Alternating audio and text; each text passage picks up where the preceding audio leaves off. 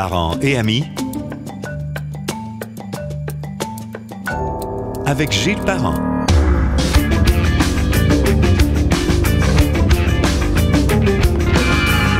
Bienvenue au balado Parents et amis. C'est la fin d'une année et le début d'une autre. On va décortiquer 2023 et les récentes tendances et également on va tenter de pointer ce qu'on entrevoit pour 2024. C'est un gros podcast en vue.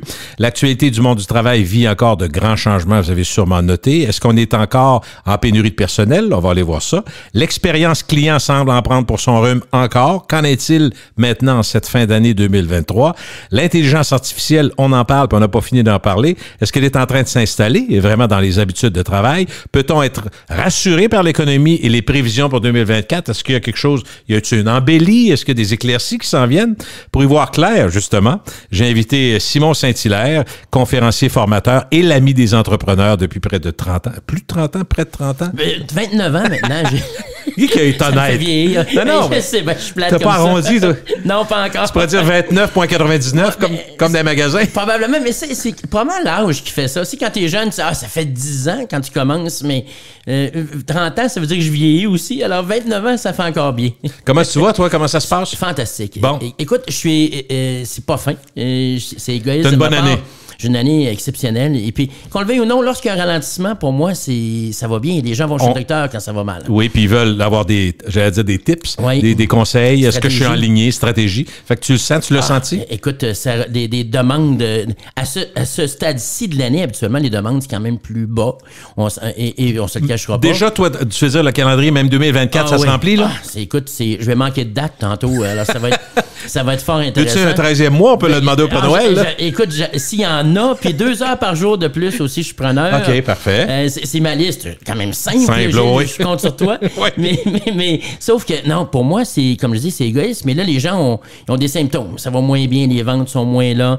On se rend compte, entre autres, que lorsqu'on parle du commerce de détail, les gens sont moins au rendez-vous, il y a moins d'achalandage. Et dans un tel contexte, les gens se questionnent. Il semblerait que j'ai quelques réponses pas pires et donc c'est fort intéressant pour moi. Il semble que le service à la clientèle, l'expérience client poursuit son déclin de ce qu'on comprend. Les sources de mécontentement pour les clients sont nombreuses. Les pourboires suggérés, le manque de fiabilité, le manque d'enthousiasme, on l'a noté, manque de courtoisie chez le personnel. On est indulgent jusqu'à un certain point. Est-ce qu'on a encore du plaisir et le goût de dépenser notre argent dans les entreprises? C'est ça qu'on a le goût de se demander. Je l'ai de moins en moins, Gilles, le plaisir. Puis oui? Je trouve ça plate, parce que ça devrait pas. Ça devrait être le fun. On est dans une belle période. Et oui, il y a peut-être c'est certain qu'il y a c'est chamboulé, on sait, au niveau de l'économie, mais justement, on devrait être encore plus fin, on devrait être meilleur. Ouais. Et là, je vais dans des endroits, c'est hallucinant. D'abord, je commence à faire mon âge, je me trouve vieux. T'es plus exigeant ou... Plus exigeant, je critique, je remarque des choses que je voyais peut-être pas avant. Je suis allé au cinéma récemment, des choses banales. Je t'en raconte quelques-unes. La vie de tout le monde. Ah oui, puis je vais au cinéma, puis la fille qui nous a accueillis était en pyjama avec des pantoufles, je te jure. Elle avait un maquillage là, qui était un maquillage d'Halloween, mais 3 semaines après. Et puis, alors, y avait-tu une fête, quelque chose? Non. Puis, OK, fait que ça avait été une fête d'enfant, tu t'es dit, je me suis trompé de place. Exactement. Mais puis là, j'étais avec ma conjointe, je dis, tu fais la même chose que moi, et pas parce qu'elle est pas fine. Non. Mais le décorum a quitté, on dirait qu'il a quitté totalement, écoute, en pyjama, puis et je trouve ça surprenant. Est-ce qu'il peut y avoir, Simon, une forme de... Je vais faire ce que je veux, de toute façon, le patron, il n'a pas d'autre pour me remplacer. Est-ce qu'il y a un peu ça? Puis je pense que le patron a fini par croire ça aussi, qu'il n'y aura peut-être pas personne d'autre. OK. Fait que le loussisme est des deux bords, ça? Des deux côtés. Il y a pas moi, je pense que le patron est encore le responsable. On doit être responsable. T'as pas le choix. Je suis d'accord. T'as pas le choix. L'employé va toujours aller au bout de la limite. Particulièrement s'ils sont jeunes, il va aller au bout de la limite. Puis ça m'enlève rien à mon film, mais c'est particulier quand on voit ça. Puis là, je vais à l'épicerie et je te dirais que je m'ennuie de ce que c'était avant l'épicerie. C'était moins beau des épiceries, c'était plus petit. Oui. Mais là, c'est bien éclairé, il y a un choix, la présentation est impeccable. Impeccable. Mais il manque le monde. J'ai l'impression qu'avant, on se faisait dire bonjour, on se faisait accueillir, les gens étaient là, chaque département était là. Il y avait aussi à l'époque des dégustations et tout ça. T'arrivais à la caisse, t'avais une caissière avec une dextérité, elle a squidé des délais, elle avait un filet sur la tête, la cigarette au bec, et puis elle taponnait chacun des items un après l'autre, elle mettait ça dans un sac, puis il y avait quelqu'un qui emballait. Il me semble que ça roulait rondement. Puis là, je vais à l'épicerie. J'oublie toujours mes sacs. En 2024, on a un projet d'agrandir la maison pour avoir une pièce juste pour mettre les sacs recyclage. Moi aussi, quelle surprise. Mais tu penses, là, j'en laisse dans l'auto. Des fois, j'ai pas l'auto, je vais à pied. Souvent, je vais à pied, je suis en Haute-Ville, moi. Ouais, je te dirais, je vais pas à pied, des Non, en banlieue, on y va plus en auto. Et donc, j'ai jamais de sac avec moi. J'en achète, écoute, c'est une vraie affaire. On a... T'as un bon budget pour les sacs? Le dernier décompte, on est rendu à 742 ou 755, mais tu vois que c'est un gros chiffre. Mais le budget est effectivement quelque chose. C'est surprenant. Et puis tu vas me dire, c'est banal, mais au début, on s'est habitué à nous charger 5 cents du sac. C'était correct. L'environnement, puis on est derrière ces mouvements-là, puis je suis pas contre ça. Mais je me demande à quel prix, à un moment donné, il reste quoi de commodité? Alors, j'arrive là, on va à la caisse automatique, qui est pas, je suis pas contre ça. Au contraire, tu sais, je suis ouvert à la technologie, moi aussi, mais d'abord, il y a des manques à chaque fois. Ils sont pas fiables. Les machines sont pas fiables. Les machines sont tout le temps arrêtées. Ça prend un employé venir voir. Je dis, pourquoi? Ben, c'est que un détail. Je l'ai vécu l'autre jour. Je dis, qu'est-ce qui se passe? Qu'est-ce que j'ai fait? Fait que là, il vient voir et dit, c'est parce que, dans le fond, là où vous mettez quand vous avez scanné, là où vous mettez vos produits, c'est une balance. Oui. Bon. Fait que c'est pour des raisons évidentes, c'est que si vous mettez un produit là, qui est pas rentré dans la machine, ça va sonner en voulant. Ben là, normalement, l'employé devrait venir. Je l'ai vu, là. Mais souvent, tu vas comprendre pourquoi ils se font envoler. L'employé est supposé venir voir, puis aller voir sur la caisse si le dernier élément que tu as mis là-dessus est enregistré. Parce que moi, mettons, j'achète des saucisses, OK, qui coûtent 8 piastres. J'en mets une à 8, j'en mets une deuxième. La première, je l'ai scannée, la deuxième, non. C'est sûr que ça va sonner. Il y a un poids de plus qui n'a pas été enregistré. L'employé est supposé venir voir si les 2 paquets de saucisses sont enregistrés. La réalité, c'est que s'il regarde, il fait juste se scroller, il va voir qu'il en manque un. Puis mais souvent, c'est pas ça qu'ils font. Ils font le code en voulant dire, OK, ces machines-là sont tannantes. Fait que là, eux autres, finalement, ils font pas le travail que le gérant voudrait qu'ils fassent. Si on est en train de se faire voler, ou même si c'est une erreur de ma part. Tu comprends? Alors, puis après ça, il dit l'autre affaire, c'est que si vous mettez ça sur la balance, par exemple, puis souvent, j'ai dit, mais l'espace, quand moi j'ai une bonne épicerie, là, il n'y a plus d'espace. Fait que si je le mets, ça se met à sonner aussi. Je le mets où? Si je l'enlève, que je le mets dans mon sac, ça va sonner aussi, parce que j'ai pas payé encore. Vois-tu comment c'est ridicule? Ben, il dit, surtout quand ça commence à accumuler, là, tu mets tes affaires, puis ça vient plus haut. Aussitôt qu'il y a un élément qui touche hors de... Je sais pas si tu me vois, là. Oui, absolument. Qui sort un petit peu, qui vient à côté sur l'autre système, qui n'est pas la balance, dans le fond, ça sonne. Parce qu'il y a une intervention. Là, ça finit plus de sonner. Écoute, des fois, c'est 4-5 interventions pendant que tu fais... Et la personne ne dit pas bonjour, merci. On dirait que tu la déranges chaque fois. À l'entonner. On les soupire. Récemment, j'ai dit la personne va faire un infarctus, c'est sûr, elle va décéder, mais son âge m'a rassuré. Mais, alors, la commodité a disparu, le plaisir a disparu. D'une certaine façon, j'ai été content, je sais pas pourquoi, mais tu as dû voir la même nouvelle que moi. Il y a de plus en plus, et aux États-Unis et au Canada, de magasins qui s'enlèvent. Oui. Pas qu'ils sont contre la technologie, on dit il va falloir que ça soit mieux fait que ça parce qu'on a beaucoup trop de plaintes. Puis finalement, pour certains, ils se font voler de façon épouvantable. Puis d'autres disent, les gens se plaignent que c'est tout le temps arrêté. Puis c'est pas plus vite parce que ça me prend des gens pour surveiller, les gens qui surveillent, À un moment donné, ça finit plus. Fait que ça veut dire que c'est peut-être pas 100% prêt. C'est pas la bonne technologie. On a parlé souviens-toi, il y a quelques mois de la RFID. Et puis à ce moment-là, je crois que ça va prendre ça. Ça va prendre des nouveaux investissements qui vont enlever ça devient déplaisant pour le consommateur. T'as plus de fun à y aller, là. C'est pas agréable. Là, c'est comme on l'a dit, le taponnage de sac, puis là, ça marche pas à la caisse, et puis là, t'arrives dans ton auto. Et puis là, j'ai l'impression qu'il faudrait qu'on soit des clients prêts lorsqu'on va magasiner. Cette semaine, je suis sur la route, je m'achète 3-4 bouteilles d'eau, je couche à l'hôtel, et puis 2-3 affaires pour grignoter, là, bien sûr. La santé, des carottes, des carottes, des céleris. Parfait. Comme moi. Merci, je suis content. Hein? C'est parfait. Mais là, il n'y a pas jamais de jerky. Là. Non. Jamais. Pas de bonbons non plus. Puis jerky, c'est pas pour ça qu'il ne... Personne n'achète, mais il y en a 6 pieds de large, tu as remarqué? Et toutes les sortes. Hein? Mais d'abord, si je le sais, c'est parce que je les ai déjà regardés. Juste regardés. Non, les menteurs en même temps, c'est parfait. Non, je comprends. Mais puis là, la personne dit, voulez-vous un sac? Je dis, ben oui, je veux un sac. Oui. Et c'est une pièce du sac. On est rendu une pièce dans un dépanneur. J'ai pas vu ça encore. Et puis là, pour vrai, je dis une pièce. Il est-tu fait à la main? Ben, il n'est pas différent des autres. Il est juste plus petit, c'est encore plus insultant. Mais là, tu rajoutes une pièce. Il y a une frustration qui s'ajoute à ça. C'est pas la pièce qui va te mettre en faillite. Non. C'est que tu payes pour chaque chose. C'est un service de donner un sac? Ben, ça a déjà été, jadis, c'en était un. C'est ce que je trouve. Et je soupçonne que, d'abord, c'est pas juste une question environnementale. Lorsqu'on charge une pièce du sac, c'est une question environnementale. Je trouve que c'est des mauvais choix des dirigeants de faire ça comme ça. Parce que c'est quoi la suite? Faut-tu jamais. Est-ce que je devrais amener mes assiettes au restaurant bientôt? Est-ce que je devrais amener mon verre? Ben, j'ai eu le bonheur, puis en fait, c'est de l'ironie ce que je dis.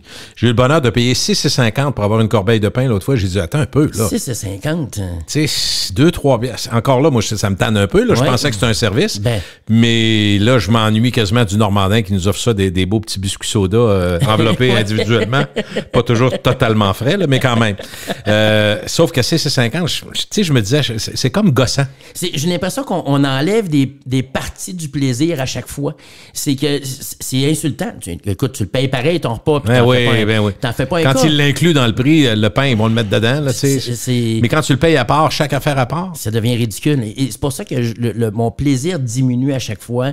Je vois dans les entreprises, je trouve ça difficile, on se fait pas accueillir à l'entrée.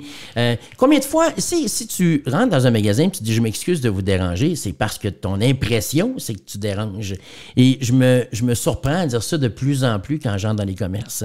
Ouais, c'est moi qui cours après le monde, c'est moi qui cherche le personnel, c'est moi qui les salue, bien souvent, c'est moi qui leur dis bonjour à mon arrivée, puis c'est moi qui leur dis bonjour quand je termine.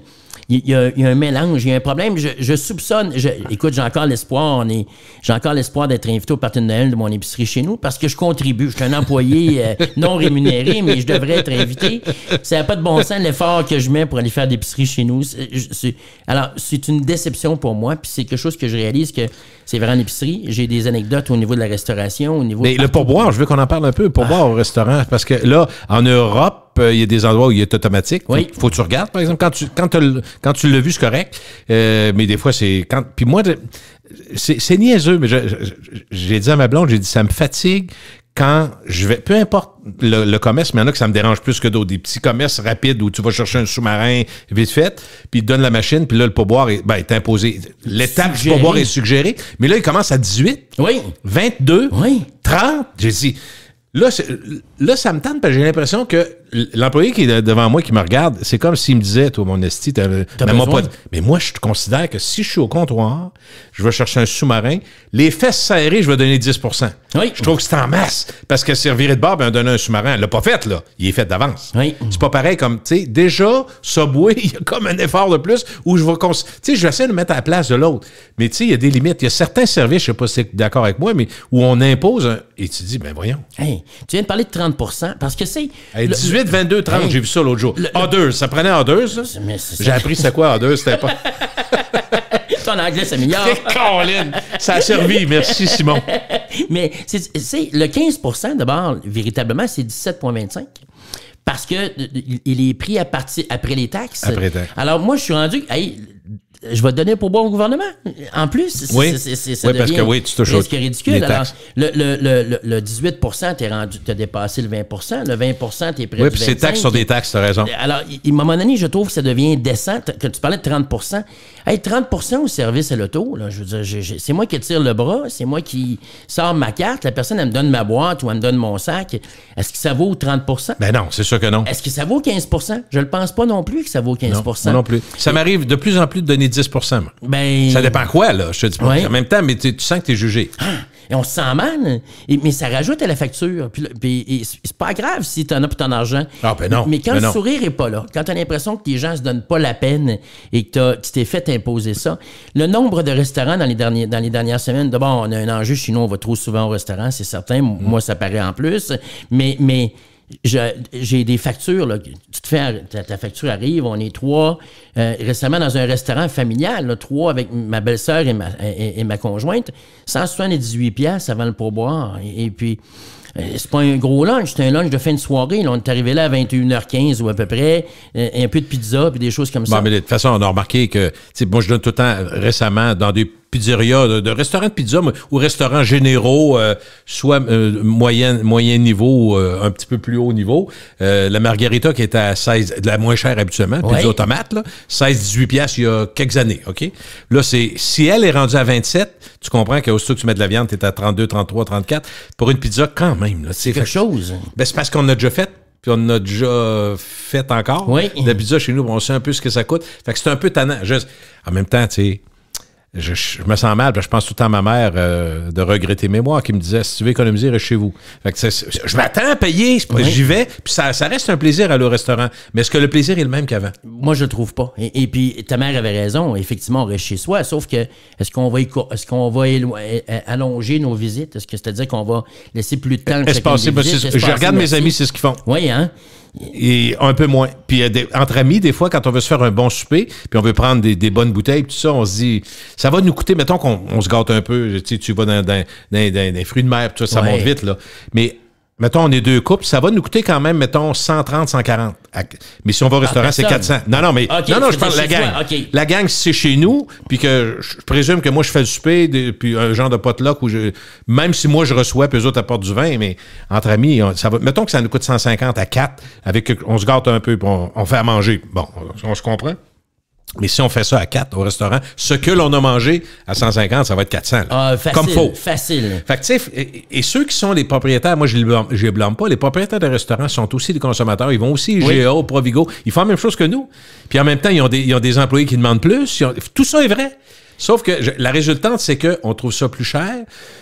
Puis malgré tout, des fois, j'en parle à du monde. Je me dis, je suis allé au restaurant, c'est toujours plein de monde. Fait que là, c'est comme à l'aéroport. Puis personne ne voyage, mais tu vas à l'aéroport, tu t'enfermes une valise. Mais il y a quand même moins de disponibilité. Les restaurants, ils ferment plusieurs jours par semaine dans certains cas. Les heures d'ouverture sont compressées. C'est limité. J'étais au restaurant lundi dernier avec mon fils qui était à Québec, alors j'étais content.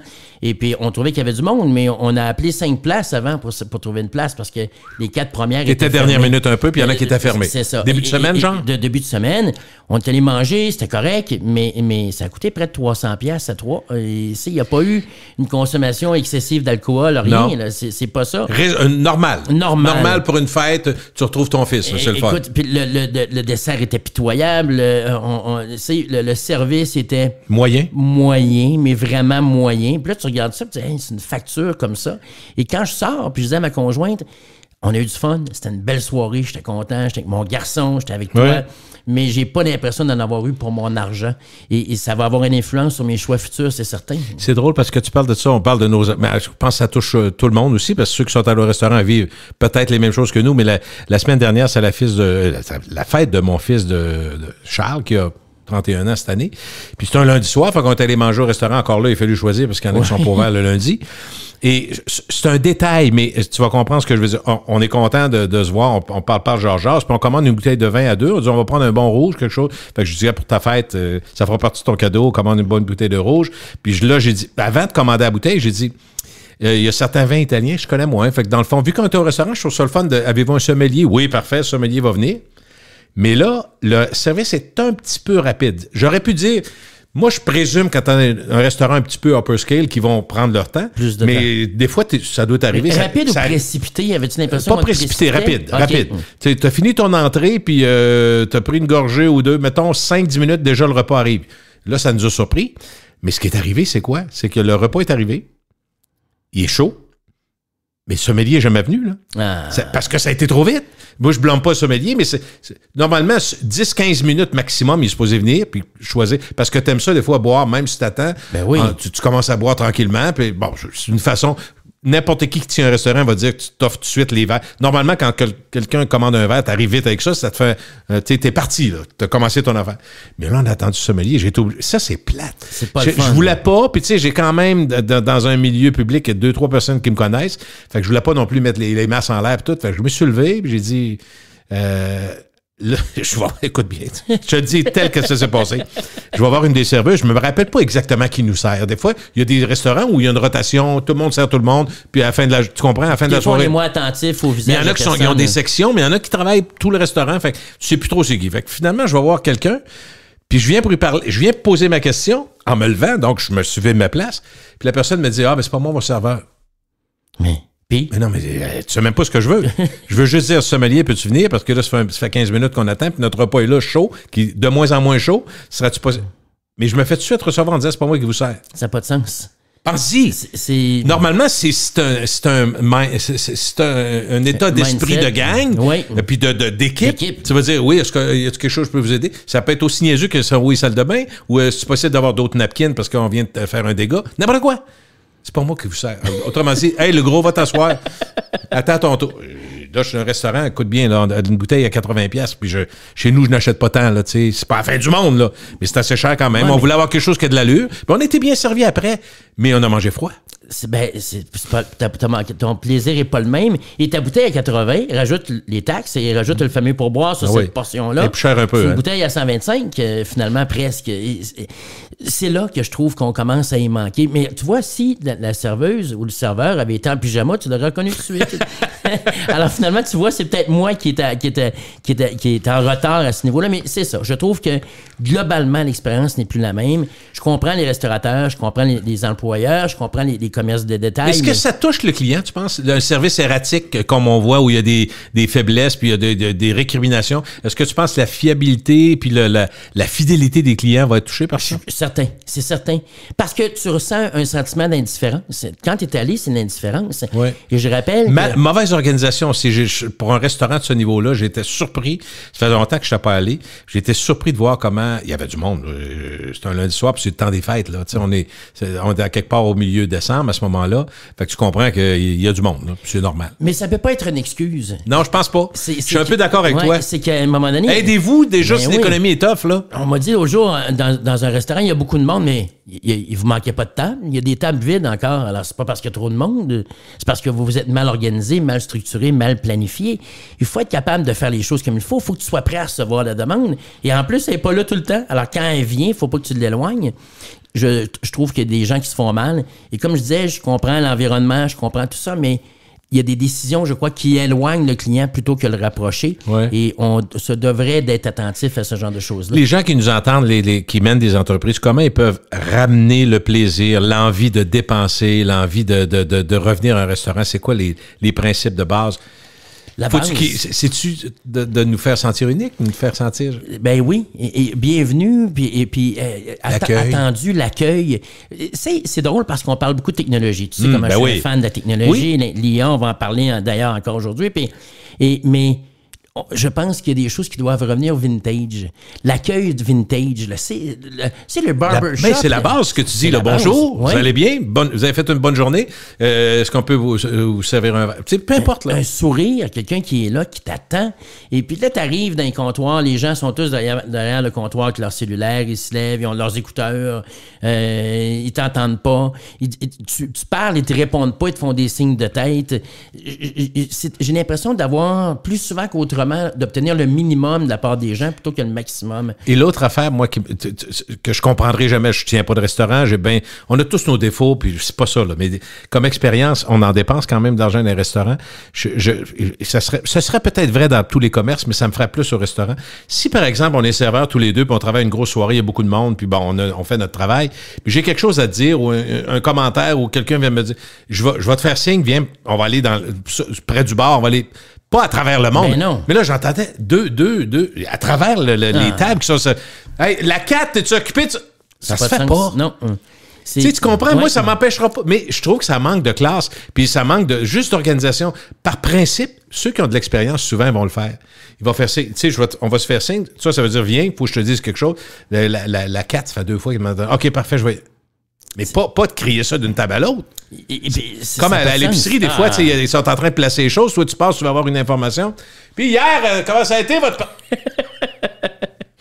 On rit, mais tu sais que ça arrive. Là. Écoute, les parties de bureau, c'est ainsi, puis on rentre dans les commerces, puis quelqu'un m'a dit cette semaine, excusez-moi, j'étais encore ça brosse un petit peu d'hier. Dis-moi-le pas.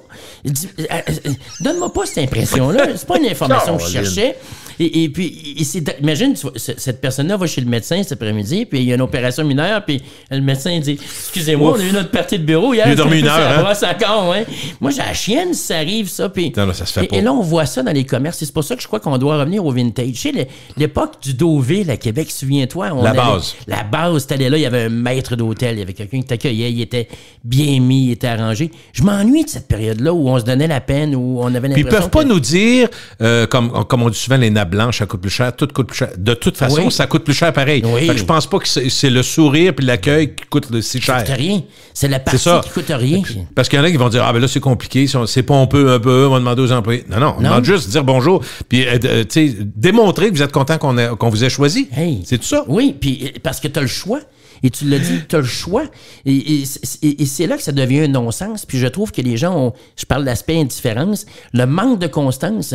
Un restaurant de poulet que je nommerais pas, il y en a quelques-uns quand même bien connus, là, mais récemment, là, il manquait mon pain puis ma salade, ma sauce dans ma... J'ai commandé une cuisse avec de la frite, mais de la frite de laitue. Ça, bien sûr, mais il manquait le pain et la sauce.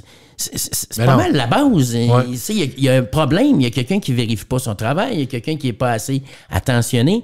J'étais le seul véhicule dans le film quand je suis allé. Il n'y avait pas d'autre en arrière. Pas de bousculade. Non, le stationnement n'était pas plein non plus. Alors, je comprends que l'oubli peut arriver, mais je trouve que les oublis sont plus fréquents. C'est facile, on le tolère, on semble rien dire, on n'a pas l'air à déranger. Et je trouve qu'on reçoit pas bien les plaintes des commerçants aussi, des clients. Faut pas oublier comme commerçant qu'un client qui prend la peine de me le dire, c'est 1 sur 26, la norme. Il n'y a pas beaucoup de monde. Les autres vont faire quoi? Ils vont écrire sur Facebook que tu n'as pas un bon service. Ils vont écrire sur Google une alors mauvaise tu n'as aucun contrôle à ce moment-là. Aucun contrôle. S'il vient te le dire, tu peux peut-être faire quelque chose. Ben oui, moi je te dis, hey, je suis ici. J'ai envie de continuer à faire affaire avec vous autres, mais actuellement, je suis insatisfait. Voici ce qu'on pourrait faire pour corriger la situation. Et après ça, je vais rester client chez vous. Non, ils s'en occupent même pas. Et ça devient dramatique. Tu parlais du vintage. Est-ce qu'on pourrait dire, en cette fin d'année, que les bonnes années du commerce au détail sont derrière nous? Je crois que oui, malheureusement. Et ça me fait vraiment de la peine. Gilles, si tu me demandais de tous les plans d'économie, c'est quoi que je préfère? C'est la vente au détail. Si on parle souvent de politique, on va dire le municipal, c'est celui qui touche le plus des gens. Oui, c'est vrai. Mais au quotidien, tu fais quoi? Tu vas à l'épicerie, tu vas au dépanneur. C'est vrai. On a des services comme ça qu'on va utiliser. Je trouve que les services de proximité, on appelait ça des services de proximité et de commodité à une époque.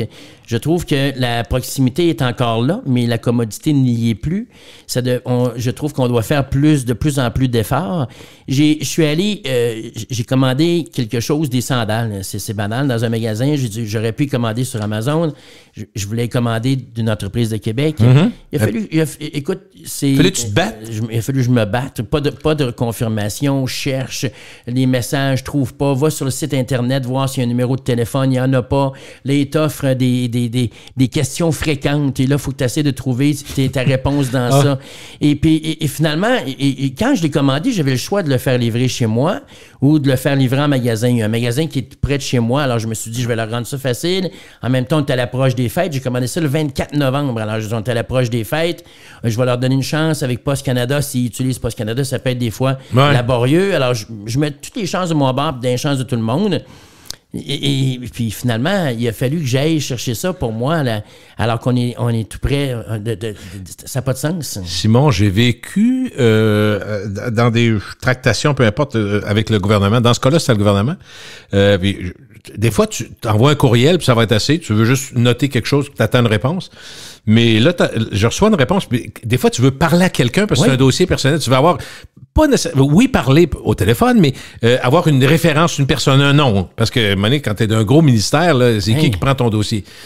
Mais là, je reçois une réponse du ministère qui dit, écoutez, nous autres, pour l'efficacité, pas l'efficacité pour le client, l'efficacité pour le gouvernement, nous autres, on répond juste équipe du ministère.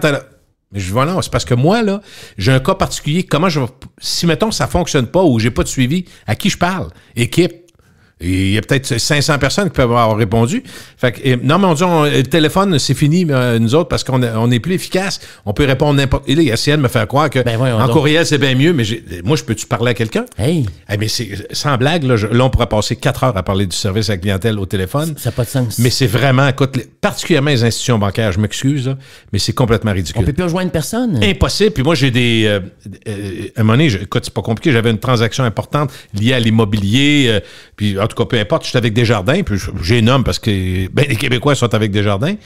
Mais là, j'ai vécu une situation qui, par chance, j'étais one-to-one au téléphone.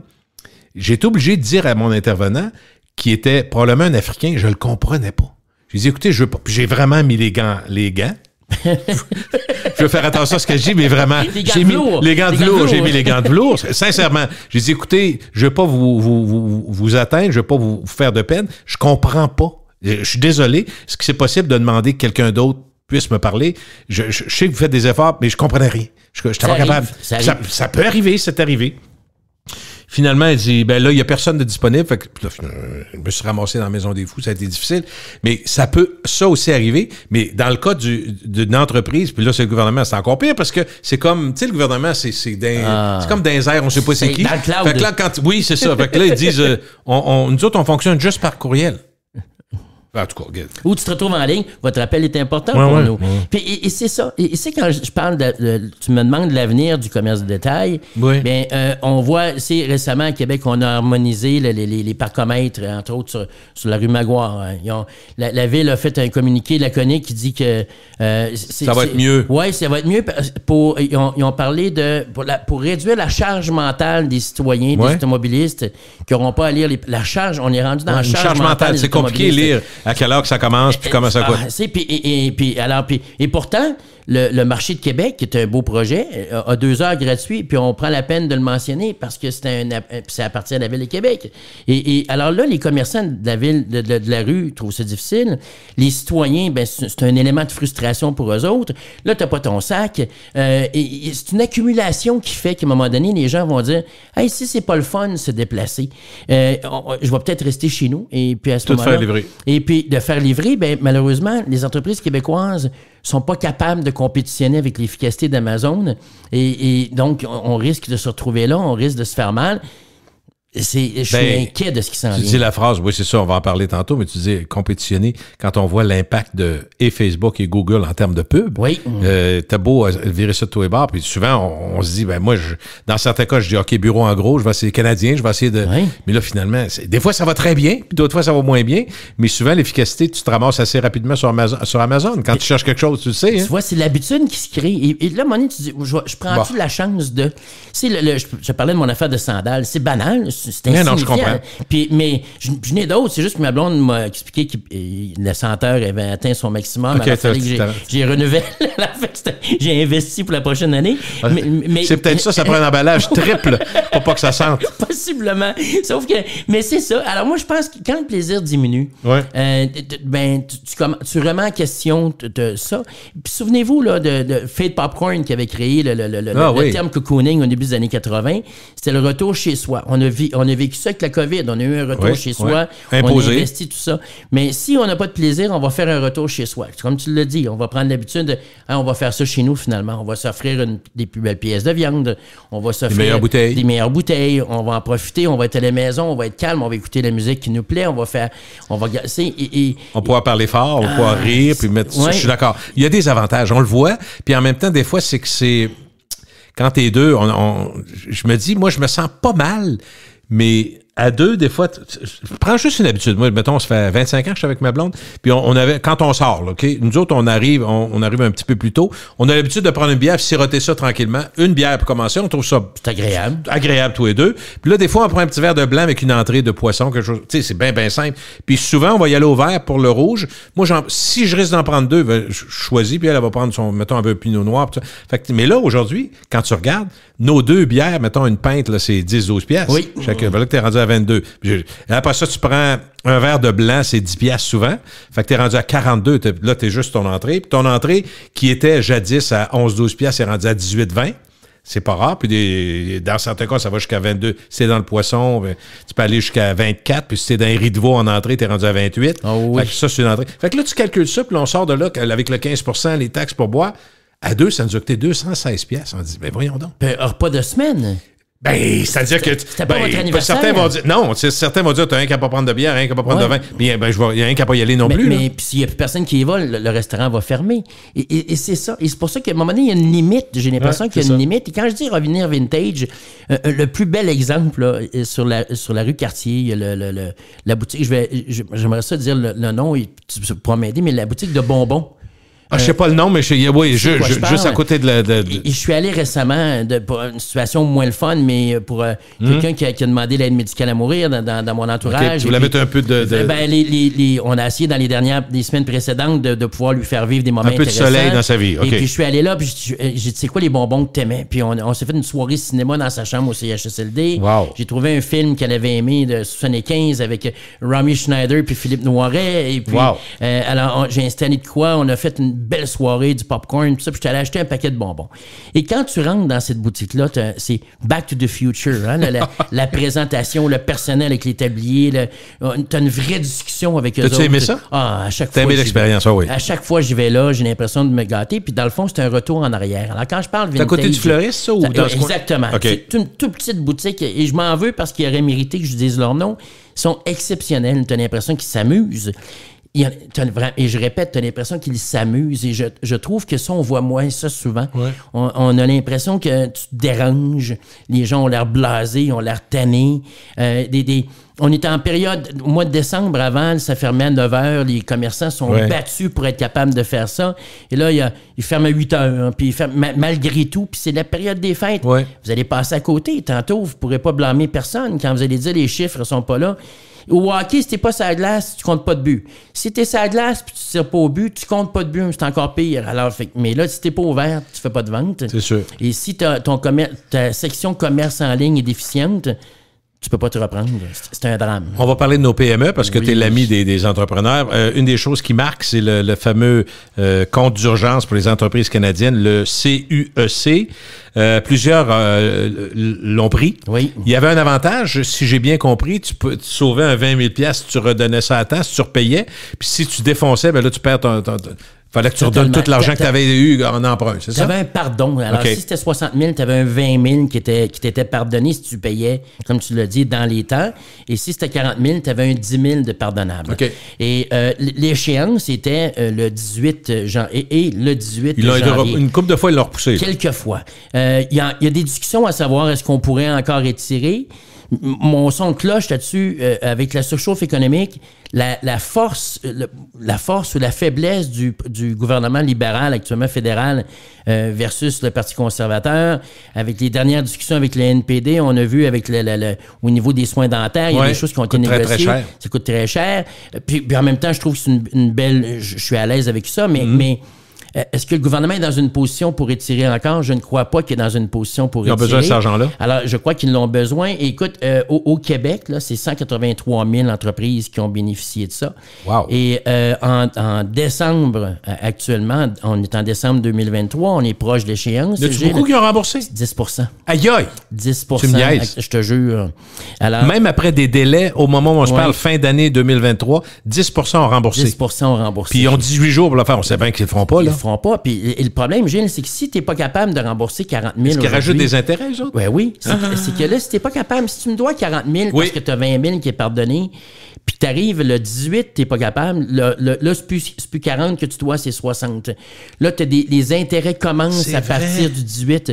Alors, si tu étais à risque, puis si je suis un commerce de détail et que je pensais que les fêtes allaient peut-être me sauver pour être capable de le payer... Tu tires le diable par la queue, mais tu espères que les fêtes vont donner un...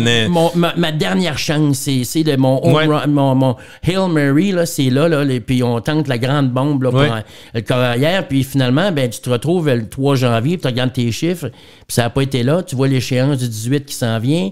C'est le début d'une nouvelle année. Il faut que tu commences à penser à tes impôts.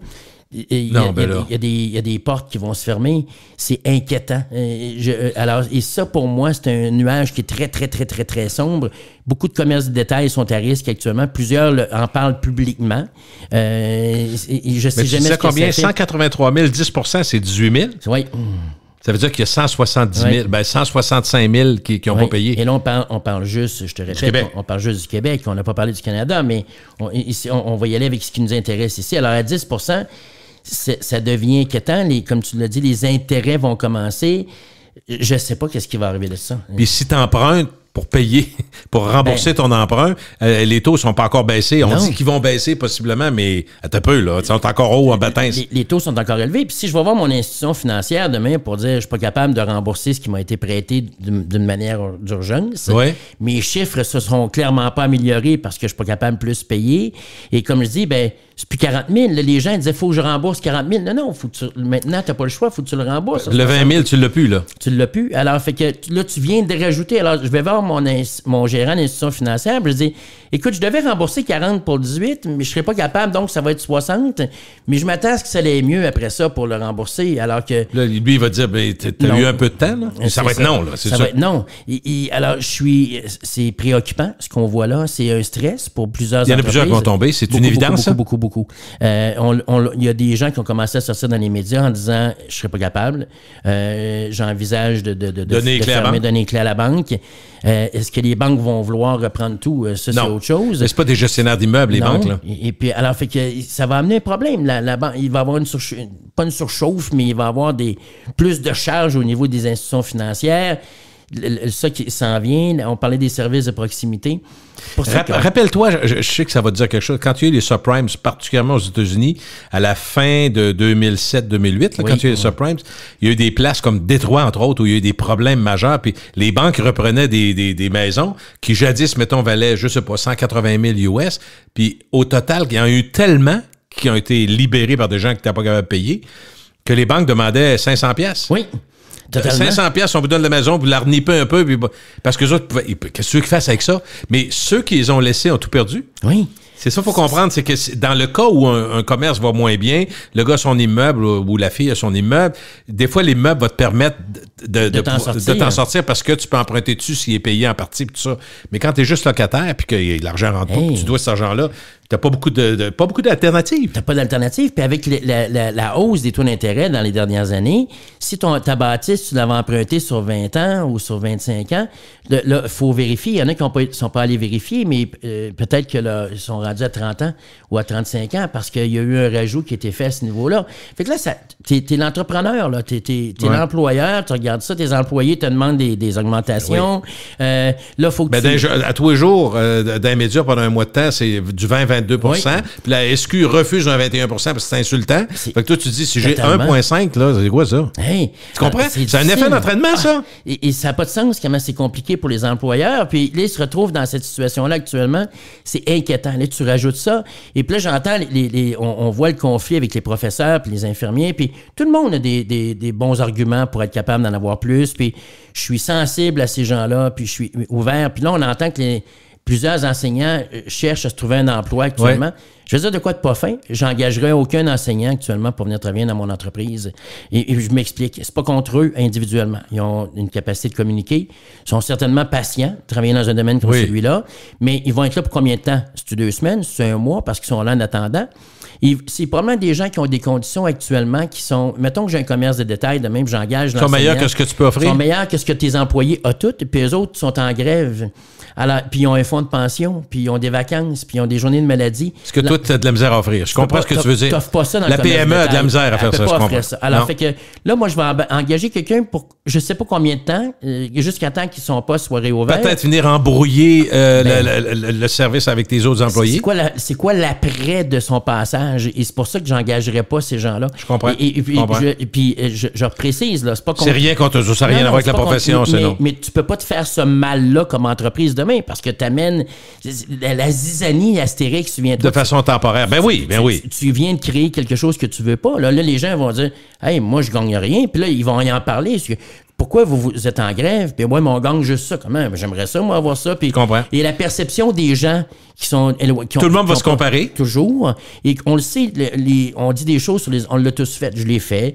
Oh, mais ils ont 2 mois de vacances. Puis, tu sais, ils travaillent pas dans le temps des fêtes. On le sait qu'ils travaillent tout le temps, puis qu'ils travaillent fort, puis qu'ils font les cours, puis de la correction. Mais la perception des employés vont dire, on amène un privilégié qui, lui, est en grève. Il vient travailler chez nous 2-3 semaines, 4 semaines, peut-être, on le sait pas. C'est quoi qui va rester après ça? Je suis pas certain qu'on sera en service. Et juste mentionner aux gens qu'au moment où on enregistre, on est le 15 décembre. Ça se peut que ça soit réglé, on ne sait pas.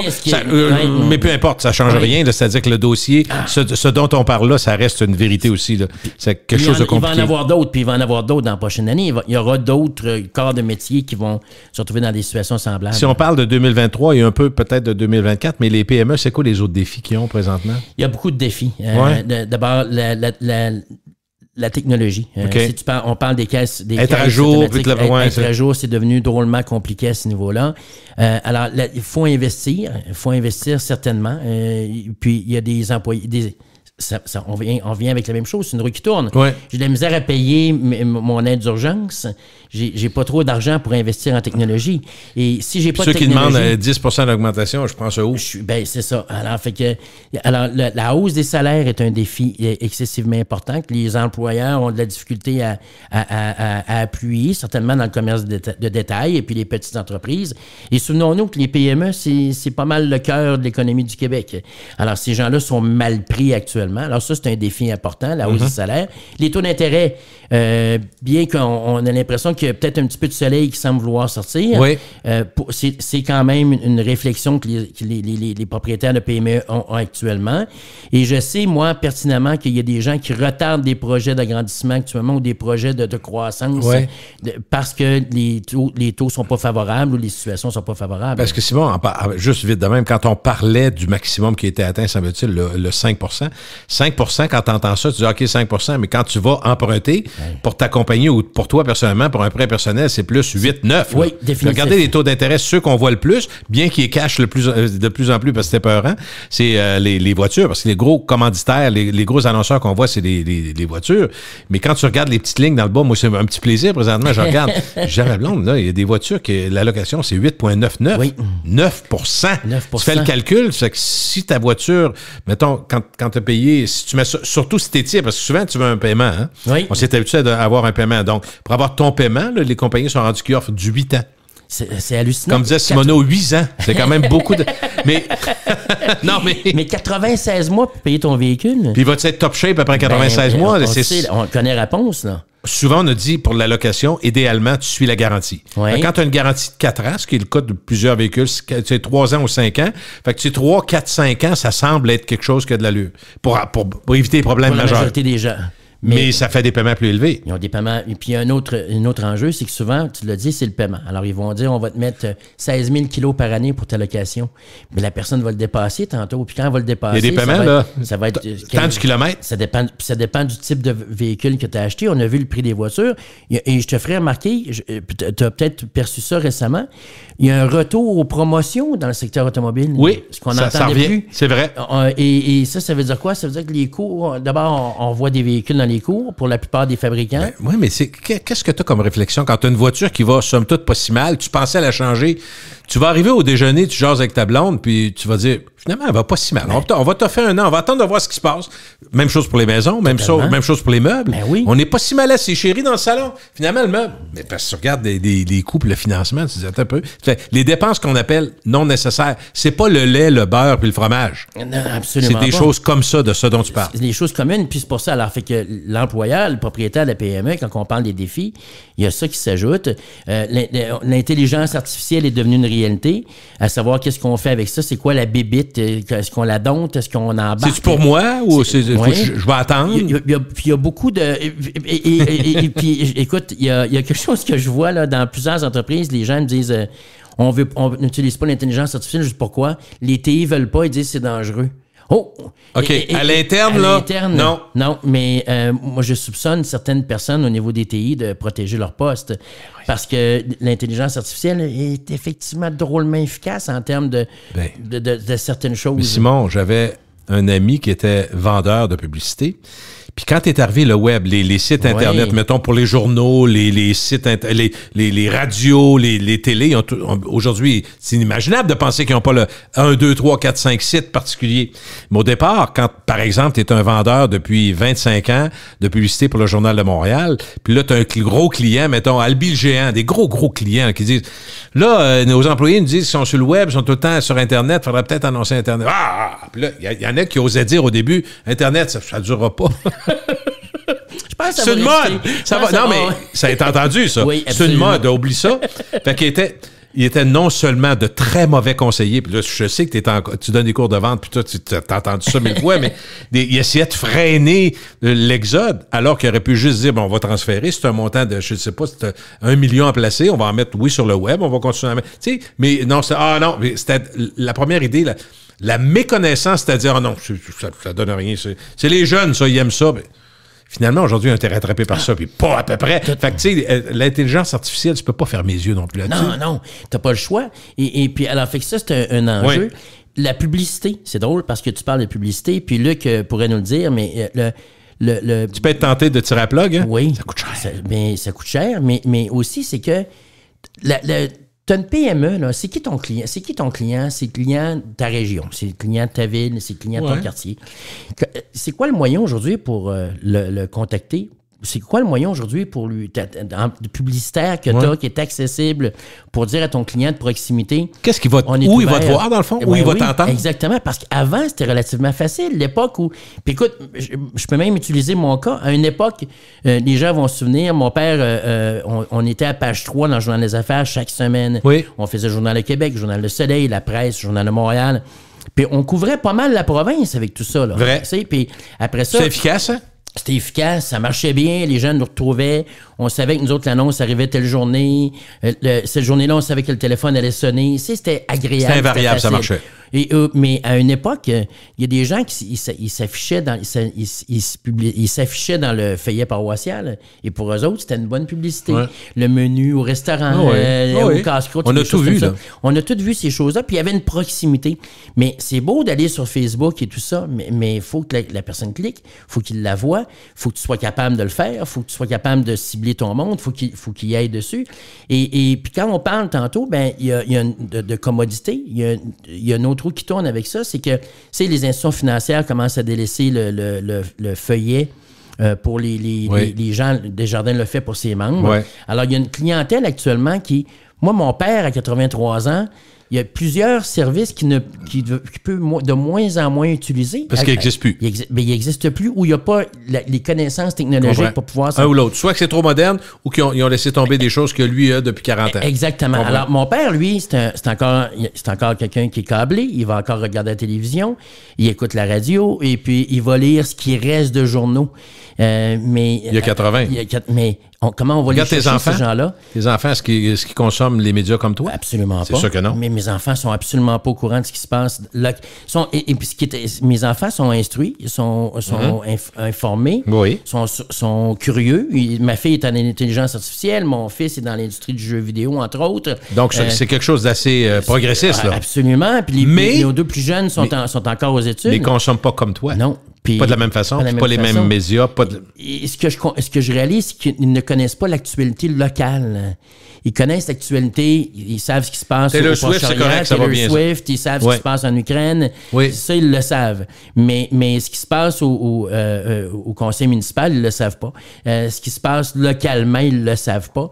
Et donc, comment on va attirer ces gens-là tantôt? Alors, le propriétaire de PME, ça s'ajoute à sa liste de défis pour 2024. Là, tu parles de tes jeunes. On a une belle transition pour un autre thème qu'on veut parler, les Zoomers. Moi, je connaissais pas les Zoomers, mais je pensais, c'est-tu le Zoo? J'écoute le Zoo, j'écoute le Zoom. Ça serait le fun, un beau retour. À la radio. Zoomers et Boomers. Donc, les Boomers, c'est évidemment, je sais, l'après-guerre. Donc, on est parti des Boomers, puis là, on a décliné les X, les Y, les C. Demain, ils nous sont un peu, mais puis on parlera de défis aussi. Télétravail en est sûrement un, parce que les jeunes sont ouverts à cette nouvelle façon de travailler. Pas juste les jeunes, je dirais aussi. Là. On a des amis qui travaillent beaucoup à la maison. Encore? Le portrait qu'on voit dans le télétravail actuellement, c'est celui qui va rester. Toi, mettons, prenons cours de vente Simon Saint-Hilaire, appelons ça de même, mais ça doit être Roger, j'imagine, le nom. C'est un nom générique, mais c'est Simon. C'est Roger, puis c'est moi, mais c'est Roger, puis je suis content toi, de là, garder ce nom-là. sur 100 patentes, 100% de ton travail, là, fin 2023, l'année 2023. 65% virtuel. Quand même. Oui, et puis... Es-tu étonné? Oui. Tu n'aurais pas dit ça il y a 2 ans, mettons. Non, certainement pas. Tu as dit, on va revenir, genre un 70-30, 70 présentiel, 30% chez vous? Écoute, Luc et moi, on en parlait. Tes auditeurs connaissent bien Luc, bien sûr. Ben oui, vous êtes deux réguliers. Alors, et Luc et moi, on parle. 2 excellents. C'est gentil. Est-ce qu'il est bon, Simon? Il est bon, hein? Ah, il est très, très bon. Quand il pleut, surtout. Hein? T'as parlé à Luc, donc, c'est ça? Mais Luc et moi, écoute, dès le début de la pandémie, on se parlait au quotidien. On était le psychologue d'un et l'autre. Et puis. Ça va vers quoi? Tu penses quoi? Ça va être quoi? Puis régulièrement, on se questionne un et l'autre. Ça n'a pas donné ce que vous aviez anticipé, je me dis? Non. Il y a des choses. C'est plus en ligne que vous pensiez. On était plus surpris. Je te dirais que moi, je suis excessivement content de ça, mais je regarde même pour 2024. Au mois de février, j'ai déjà 9 jours qui sont en virtuel de booker. Quand même. Et puis tu auras compris, je peux pas en booker 38 dans le mois de février d'abord parce qu'il en manque de jours, mais il y a de la préparation, il y a tout le côté administratif et tout ça. Et ils sont en virtuel. Et pas parce que les gens n'ont pas le choix. Et puis, c'est juste, ils choisissent ça pour la commodité. C'est ça, j'allais dire. Plus pratique? C'est-tu l'élément le plus important? Plus pratique. Les gens sont déjà chez eux, alors parce qu'ils ont déjà le télétravail, ils ont déjà ça. Est-ce que tu dirais que la technologie, même amélioré, les Zooms et les Teams de ce monde sont plus efficaces? Au début, c'était erratique. Là. Après 20 minutes, tout arrachait. Il n'y a plus rien qui marchait. Fait que là, aujourd'hui, on a des extensions, on a des programmes qui permettent pour les entreprises d'avoir un genre de côté institutionnel plus. Au début, c'était compliqué. C'était compliqué. Puis je te dirais que j'envoie une flèche envers les employeurs, puis peut-être les responsables des TI. Il y a des gens qui n'ont pas fait d'efforts longtemps pour améliorer la chose. C'est que la plateforme Teams s'est améliorée, Zoom, les autres, WebEx, peu importe, nomme-les, sont tous devenus réellement efficaces. Efficaces, c'est bon. L'image est bonne, le son, tout est correct. C'est mieux qu'avant. Bon. Beaucoup. Mais les gens ont les mêmes équipements qu'il y avait au début de la pandémie. Sont tout croches, la caméra marche pas, l'angle est pas bon, le micro... c'est pas mis à jour ou c'est trop vieux? Non, c'est trop vieux déjà. Et puis on le sait, qu'en technologie, je veux dire... Non, ça va vite. Ça va vite. Et je suis encore en train de faire des changements dans mon studio. Moi, j'ai déménagé de pièces récemment. J'ai des nouveaux équipements. J'en attends encore.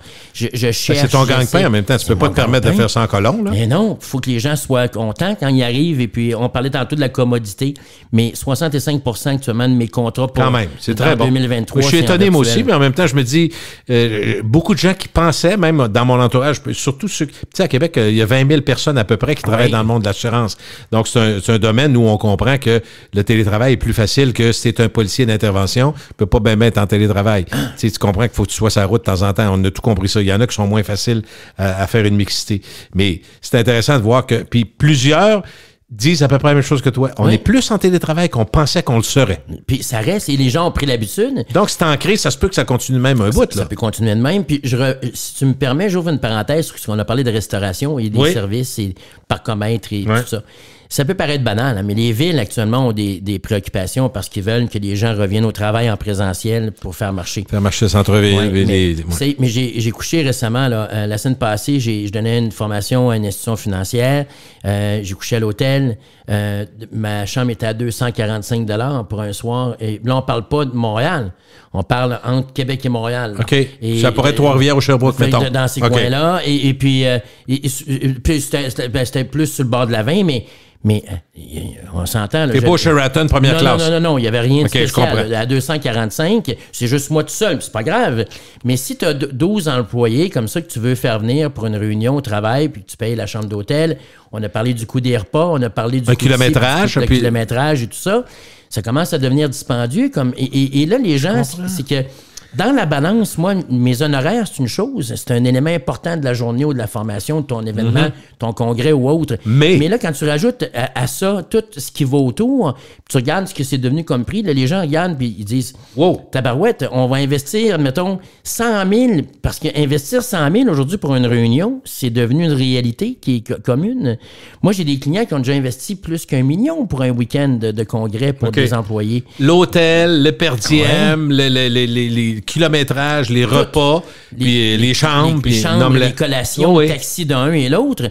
Là, quand tu réunis une équipe de 800 personnes, mettons à Toronto, et puis qui viennent de partout au Canada, très vite. Tu dépasses 1 million pour un week-end. Si tu as 2 jours de réunion, tu as des conférenciers, un band ou 2, tu as un magicien, puis 3-4 activités. Quand tu fais le calcul de tes coûts, faire en ligne, travailler en ligne avec même des conférenciers ou c'est avantageux au plan financier. Au plan financier. Alors, puis ici, on a vu même que dans les dernières semaines, on a vu la mairesse Plante qui a dit qu'elle avait demandé aux gens de réduire leurs dépenses dans les restaurants, puis on sait pour des raisons qui émanent de ça, mais sauf que c'est tous des signes qui fait qu'à un moment donné, les gens regardent ça et disent, sais-tu quoi?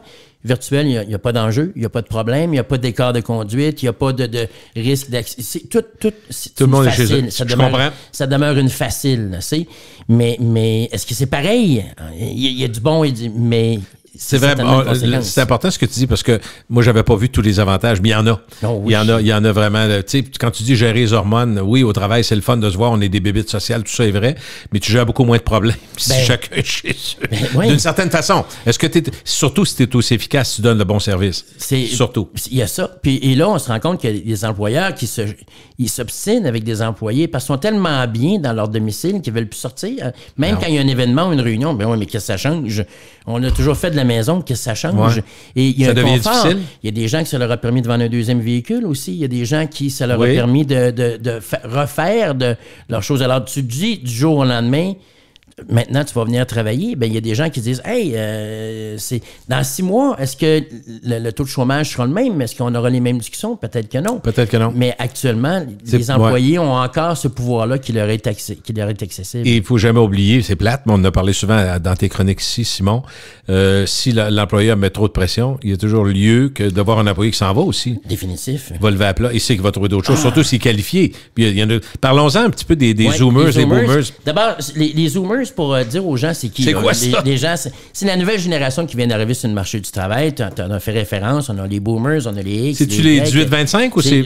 C'est à peu près ça. Tu vois, lorsqu'on parle des Zoomers, ils sont nés entre 97 et 2011. Okay. Moi, ma fille a 26 ans, elle est née en 97. Okay. Alors, fait que c'est cette génération-là là, qui commence. Alors, elle serait la doyenne de cette génération-là. Comprends. Et on commence à les voir, ils viennent d'arriver sur le marché du travail. Alors, on découvre. Ils sont intéressants, sont complexes, sont très, très, très complexes. Parlons de diversité. Est-ce qu'ils sont intéressés aussi? Sont intéressés, oui. mais différents. Okay. Ils sont plus revendicateurs, sont très revendicateurs. Moi, pour les représenter, là, j'ai une image, c'est Greta Thunberg. OK. Quand je pense aux Z, c'est Greta Thunberg que je vois. On sait, là, la jeune environnementaliste là, suédoise. Là, oui. Et alors, qui est de toutes les manifestations et tout ça. Alors, les jeunes, qu'est-ce qu'ils veulent au travail? D'abord, eux autres, le télétravail, ils aiment ça. Oui. D'abord, ils ont été victimes de la pandémie parce qu'ils ont terminé leurs études pour la plupart en télétravail, au moins en téléétudes. C'est comme s'ils étaient tombés dedans, eux autres. Donc, quand le tournant vers le marché du travail arrive, la fin des études, sont en télétravail forcés un peu. Forcés. Le coût des loyers a augmenté. Alors, souvent, qu'est-ce qui arrive? On reste à la maison un petit peu plus. Ailleurs, fait qu'ils restent plus effectivement à la maison. Ils contrôlent davantage leurs choses comme ça. Et alors, fait que ça, ils cherchent le télétravail. Pour plusieurs d'entre eux, ils cherchent le télétravail. J'ouvre une parenthèse pour le jeune ou le parent qui a des jeunes. Essayer de pousser pour aller au travail. Si moi, aujourd'hui, j'ai 28 ans et que mon employeur me permet de passer 2-3 jours par semaine au travail, je vais y aller. Parce que si je veux progresser dans ma carrière, je dois être vu. Te faire voir, pouvoir parler, entendre, échanger, apprendre, profiter des gens qui sont là. Mais c'est pas le réflexe qui est installé actuellement. Les gens n'ont pas ce réflexe. Si tu as l'opportunité, toi, prenez-les au moins. Colle-toi à eux autres et puis va apprendre, fais-toi voir, fais partie de la discussion. Les discussions de café, là, si t'es pas one of the gang, à un moment donné, t'es quelqu'un qu'on voit à travers l'écran. Surtout les jeunes, je dirais, surtout ceux qui n'ont pas de nom, ils ne sont pas fait de place. Oui. Calvasse, oui. Mais encore là, c'est pas très bien reçu là, de ce côté-là. Alors, fait que ça, le télétravail est essentiel si on veut attirer ces gens-là. La culture d'entreprise a une influence sur eux autres. C'est que eux autres, comme je dis, ils arrivent avec un besoin différent. Ils vont parler de choses qu'on ne parlait pas avant. Si je disais tout à l'heure, je me sens de plus en plus vieux, mais on va parler d'inclusivité, on va parler de diversité, on va parler de... Puis c'est parfait qu'on ait ces discussions-là. Elles doivent avoir lieu dans les entreprises. Mais ils arrivent avec des attentes que c'est déjà là. C'est-à-dire qu'ils s'attendent à ce qu'on les accommode. Parce qu'aujourd'hui, tu as des particularités. Tu as le jeune qui avait son chien d'accompagnement ou son chat pour l'aider dans ses études, son animal à la maison, qui est pas un animal de thérapie, là, mais je sais pas le nom. Fais-tu bien? Ah ouais, je comprends. Et puis là, ils veulent l'amener au travail parce qu'ils ont besoin de ça. Alors, il faut que tu accommodes de ce côté-là. Ils arrivent avec des besoins que les gens n'avaient pas avant. Okay. Et les employeurs ont un petit peu de difficulté à réagir. Moi, je serais porté à dire des caprices, mais toi, tu dis des particularités, mais il faut faire attention, je comprends. Je comprends. Mais alors, fait que, quand on regarde ça, moi, je suis propriétaire d'entreprise, puis là, il y en a une qui me dit, ben moi, c'est mon chien de thérapie, je n'ai besoin parce que je suis anxieuse. Et puis là, ça me rassure, puis je travaille mieux. C'est ça. Puis là, l'autre, il dit, ouais, mais moi, je suis allergique. Et puis, fait que c'est des situations que tu n'avais pas à traiter avant. Et là, tu as ça aujourd'hui. Et puis, comme je dis, les jeunes les aides, ce qu'on voit, c'est qu'ils sont revendicateurs. Ils vont aller rapidement au front. Ouais, mais là, c'est pas correct. Et puis, c'est pas comme. Puis là, je suis pas respecté dans mes droits. Alors, il y a cet aspect-là. L'autre chose aussi, c'est qu'on se rend compte que leur perception du professionnalisme est drôlement différente des autres générations. Ça dérange quoi? Tu sais, tout à l'heure, je parlais du pyjama. La perception, c'est quand tu adresses... Je fais ma job, là? Ah oui? Comment je serais en pyjama de Mickey? Ça dérange qui? Ça change rien. Alors, puis, décorum. Non, moins là. Puis ouais, mais je lui ai donné. Ouais, mais t'aurais pu dire merci. Ouais, mais... C'est fait. C'est fait, là, qu'elle se plaigne pas. Alors, il y a cet aspect... Pas tous, on s'entend, je ne vais pas généraliser, mais... Il y a un apprentissage à faire et c'est pas encore là. Il y a ça. L'autre chose aussi, c'est que ils ont tellement entendu parler qu'ils étaient attendus sur le marché du travail. Ils sont arrivés comme étant le Messie qui arrivait. Et ils sont convaincus que tout le monde les attend tellement. Puis ils se sont tellement fait dire qu'ils étaient bons tout le temps. Et puis il y a un autre phénomène, là, ça va large. Là, c'est un paquet d'études rassemblées, lues, puis on pourrait discuter puis s'obstiner. Il y a des gens qui n'aimeront pas ce que je vais dire là. C'est une génération de parents séparés beaucoup. Non, mais je pense que c'est un fait. C'est pas 100%, c'est clair, mais c'est un fait qu'il y en a beaucoup. Ah oui, et donc... ça a un impact direct. Quand ça fait pas que papa, je demande à maman. Quand ça fait pas que maman, je demande à papa. Quand ça fait pas chez cet employeur-là, je vais changer. C'est ça. Alors, il y a beaucoup de gens... Il y a un lien que certains spécialistes font avec ça. Oui, on les a accommodés beaucoup, et ils sont pas fait critiquer beaucoup, parce que moi, j'ai vécu ça comme parent au début quand je me suis séparé. Là, tu as de la discipline à faire, mais là, tu te dis, ouais, mais il repart dans 3 jours, je peux pas. Oui, mais au moment, elle la veut. Pour une semaine, exactement. Puis là, tu te promènes avec ça. On a bien fait les choses, je crois, la mère de mes enfants et moi, mais on l'a vécu, cet aspect-là. Et c'est pas tout le monde qui a eu la même rigidité. Alors là, c'est des gens qui sont pas fait dire non très, très, très, très souvent. Et puis, ça amène des situations assez particulières au niveau du travail. Est-ce que les employeurs peuvent réussir à garder les Zoomers? Parce que, dans le fond, ils sont exigeants, mais y a-tu des stratégies qui peuvent, entre guillemets, pour leur plaire? Parce qu'ils sont difficiles à plaire, de façon évidente, là. Ils sont difficiles à contenter, mais oui, c'est possible. Il faut les intégrer. Il faut qu'ils fassent partie de la solution. C'est-à-dire que c'est à eux autres que je vais demander, voir, admettons, est-ce que tu pourrais amener une politique de diversité, une politique d'inclusivité? Et eux autres, ils vont prendre ça comme étant un défi. Ils vont être contents de contribuer à ça. Ils vont aimer ce genre de choses-là. Alors ça, c'est une des affaires. Et ils doivent aussi s'organiser pour qu'il y ait une flexibilité accrue. Les heures d'ouverture, là, il semblerait que c'est un vieux concept. Moi, je pense pas que c'est un vieux concept, là, mais eux autres, ils veulent avoir une flexibilité accrue. Alors, quand tu as des employés ont des postes pour lesquels il n'y a pas nécessairement de cohésion avec d'autres. C'est-à-dire que je te donne, admettons, 6 palettes à remplir, puis il n'y a pas d'enjeu au niveau des heures. Remplis-les en autant qu'ils soient remplis. Bien, l'employé à qui tu peux donner ça, lui, il va être content. Il va avoir cette flexibilité-là de pouvoir travailler aux heures qui lui convient. Et l'autre chose aussi, c'est l'aspect social, tout l'aspect social. Mais quand je dis social, je parle pas juste de la camaraderie, mais vraiment équité salariale, respect de l'environnement, c'est chance égale pour tout le monde. Okay. Comme je dis, une politique genre d'égalité, là. Des toilettes mixtes, ça peut paraître banal là, mais pour les Zoomers, c'est important. Pour eux autres, c'est des choses qui sont importantes. Et s'ils ont l'impression que leurs camarades de travail, que peut-être des enjeux ou des besoins différents, on n'a pas pensé à combler ces besoins. Ils prennent personnel, ils vont aller au front, ils vont vouloir les défendre et ça va créer des enjeux. Mais oui, il y a possibilité de les garder, mais impliquez-les dans la solution. Et puis, essayer de varier leur description de tâches régulièrement parce qu'ils sont rapidement blasés. Sont rapidement blasés. Écoute, ils ont l'impression que... Les nouveaux défis changent un petit peu la façon de faire. J'ai fait le tour du jardin après 6 mois. Okay. On se une société de... on disait jetables, les amours jetables, les amitiés jetables, la job jetable. Possiblement qu'on est rendu là. Intelligence artificielle et travail. Donc, on se posait la question d'entrée de jeu au début de ce podcast. Est-ce qu'on est dedans? Est-ce que c'est intégré? C'est pas intégré. C'est pas intégré, mais c'est inévitable. C'est ça que je pose la question. Cette semaine, dans une conférence, c'était toutes des PME différentes dans différents domaines, en ingénierie, des hôteliers, tout ça. Tu vas mesurer ça, toi? Ah oui, je dis, quels sont ceux qui utilisent l'intelligence artificielle actuellement? Quels sont ceux qui ont fait une place à ça? Et c'est quelques mains timides qui se lèvent actuellement. Oh! Et puis moi, mon discours est très simple. Je dis, vous êtes en retard. Ça presse. Impliquez-vous, intéressez-vous dès maintenant à ces technologies-là. Et je continue à penser que c'est pas l'intelligence artificielle qui va faire perdre des postes, c'est les gens qui vont utiliser l'intelligence artificielle qui vont faire perdre des postes. Tu es un super-héros quand tu utilises l'intelligence artificielle et là, des gens se briment de ça. C'est la peur actuellement qui empêche les gens d'aller là. Ils ont l'impression que... La méconnaissance aussi. Méconnaissance. Il y a une phrase en français qui dit « Knowledge dispels fear ». La connaissance éloigne la peur. Et on est rendu là. Il faut que les gens s'informent, il faut qu'ils arrêtent d'avoir peur. Est-ce qu'il y a des dangers? Oui. Il faut créer une politique à l'interne à savoir qu'est-ce qu'on permet, dans quel contexte on permet l'utilisation de l'intelligence artificielle. Mais je ferai un parallèle avec le télétravail, si tu me permets. C'est que quand le télétravail est arrivé, souviens-toi des réactions des employeurs lorsqu'on a eu nos premiers podcasts où c'était un nouveau phénomène. Les gens avaient peur de se faire voler du temps. Ils avaient peur que les gens soient moins performants.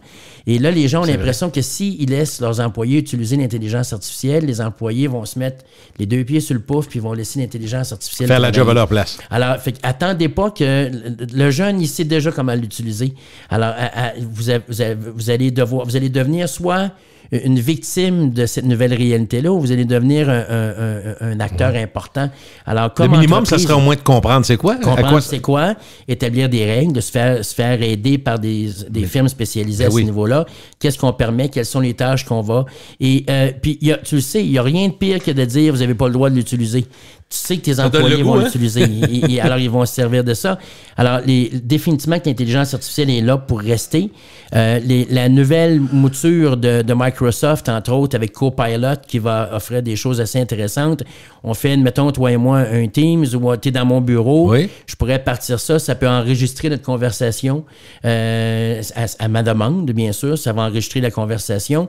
Je peux lui demander de m'en faire un résumé par la suite. Je peux lui demander par écrit, par exemple? Par écrit. M'envoyer ça un courriel. Je pourrais lui demander de faire un résumé puis d'en envoyer une copie en anglais pour notre collègue qui est à Toronto. Et il va traduire le tout puis il va l'envoyer à notre collègue de Toronto. Tu l'utilises encore, toi, Simon? De plus en plus? C'est mon plus beau cadeau de 2023, c'est l'intelligence artificielle. Et ça m'a fait gagner... Et pourtant, ça aurait pu être épeurant pour ton travail même. Oui, puis et de ma génération aussi, c'est pas naturel. J'ai 54. Alors, j'aurais pu être réfractaire à ça. Oui. Mais j'ai trouvé un ami. J'ai l'impression d'avoir vraiment... Il n'y a pas juste Jean Coutu qui en a? Effectivement. Mais j'ai vraiment trouvé... Je m'obstine avec. Je lui demande des choses, puis là, j'étais sûr de tes sources. Tu le challenges, dans le fond. Tu le challenges, puis tu as pris ça où, puis comment tu es arrivé à cette conclusion-là, puis comment tu fais ça. Comme tu es plus habile, est-ce que tes résultats sont meilleurs? Ah, définitif. L'intelligence artificielle, ça va prendre des bons conducteurs. C'est pas une voiture qui se conduit tout seul. Et c'est une voiture qui peut être difficile à opérer si tu sais pas comment marchent les vitesses, comment marchent les boutons et tout ça. Mais il y a des meilleurs utilisateurs que d'autres. Écoute, moi, c'est une bénédiction dans ce que je fais. Puis je te dis, j'ai l'impression d'avoir un ami.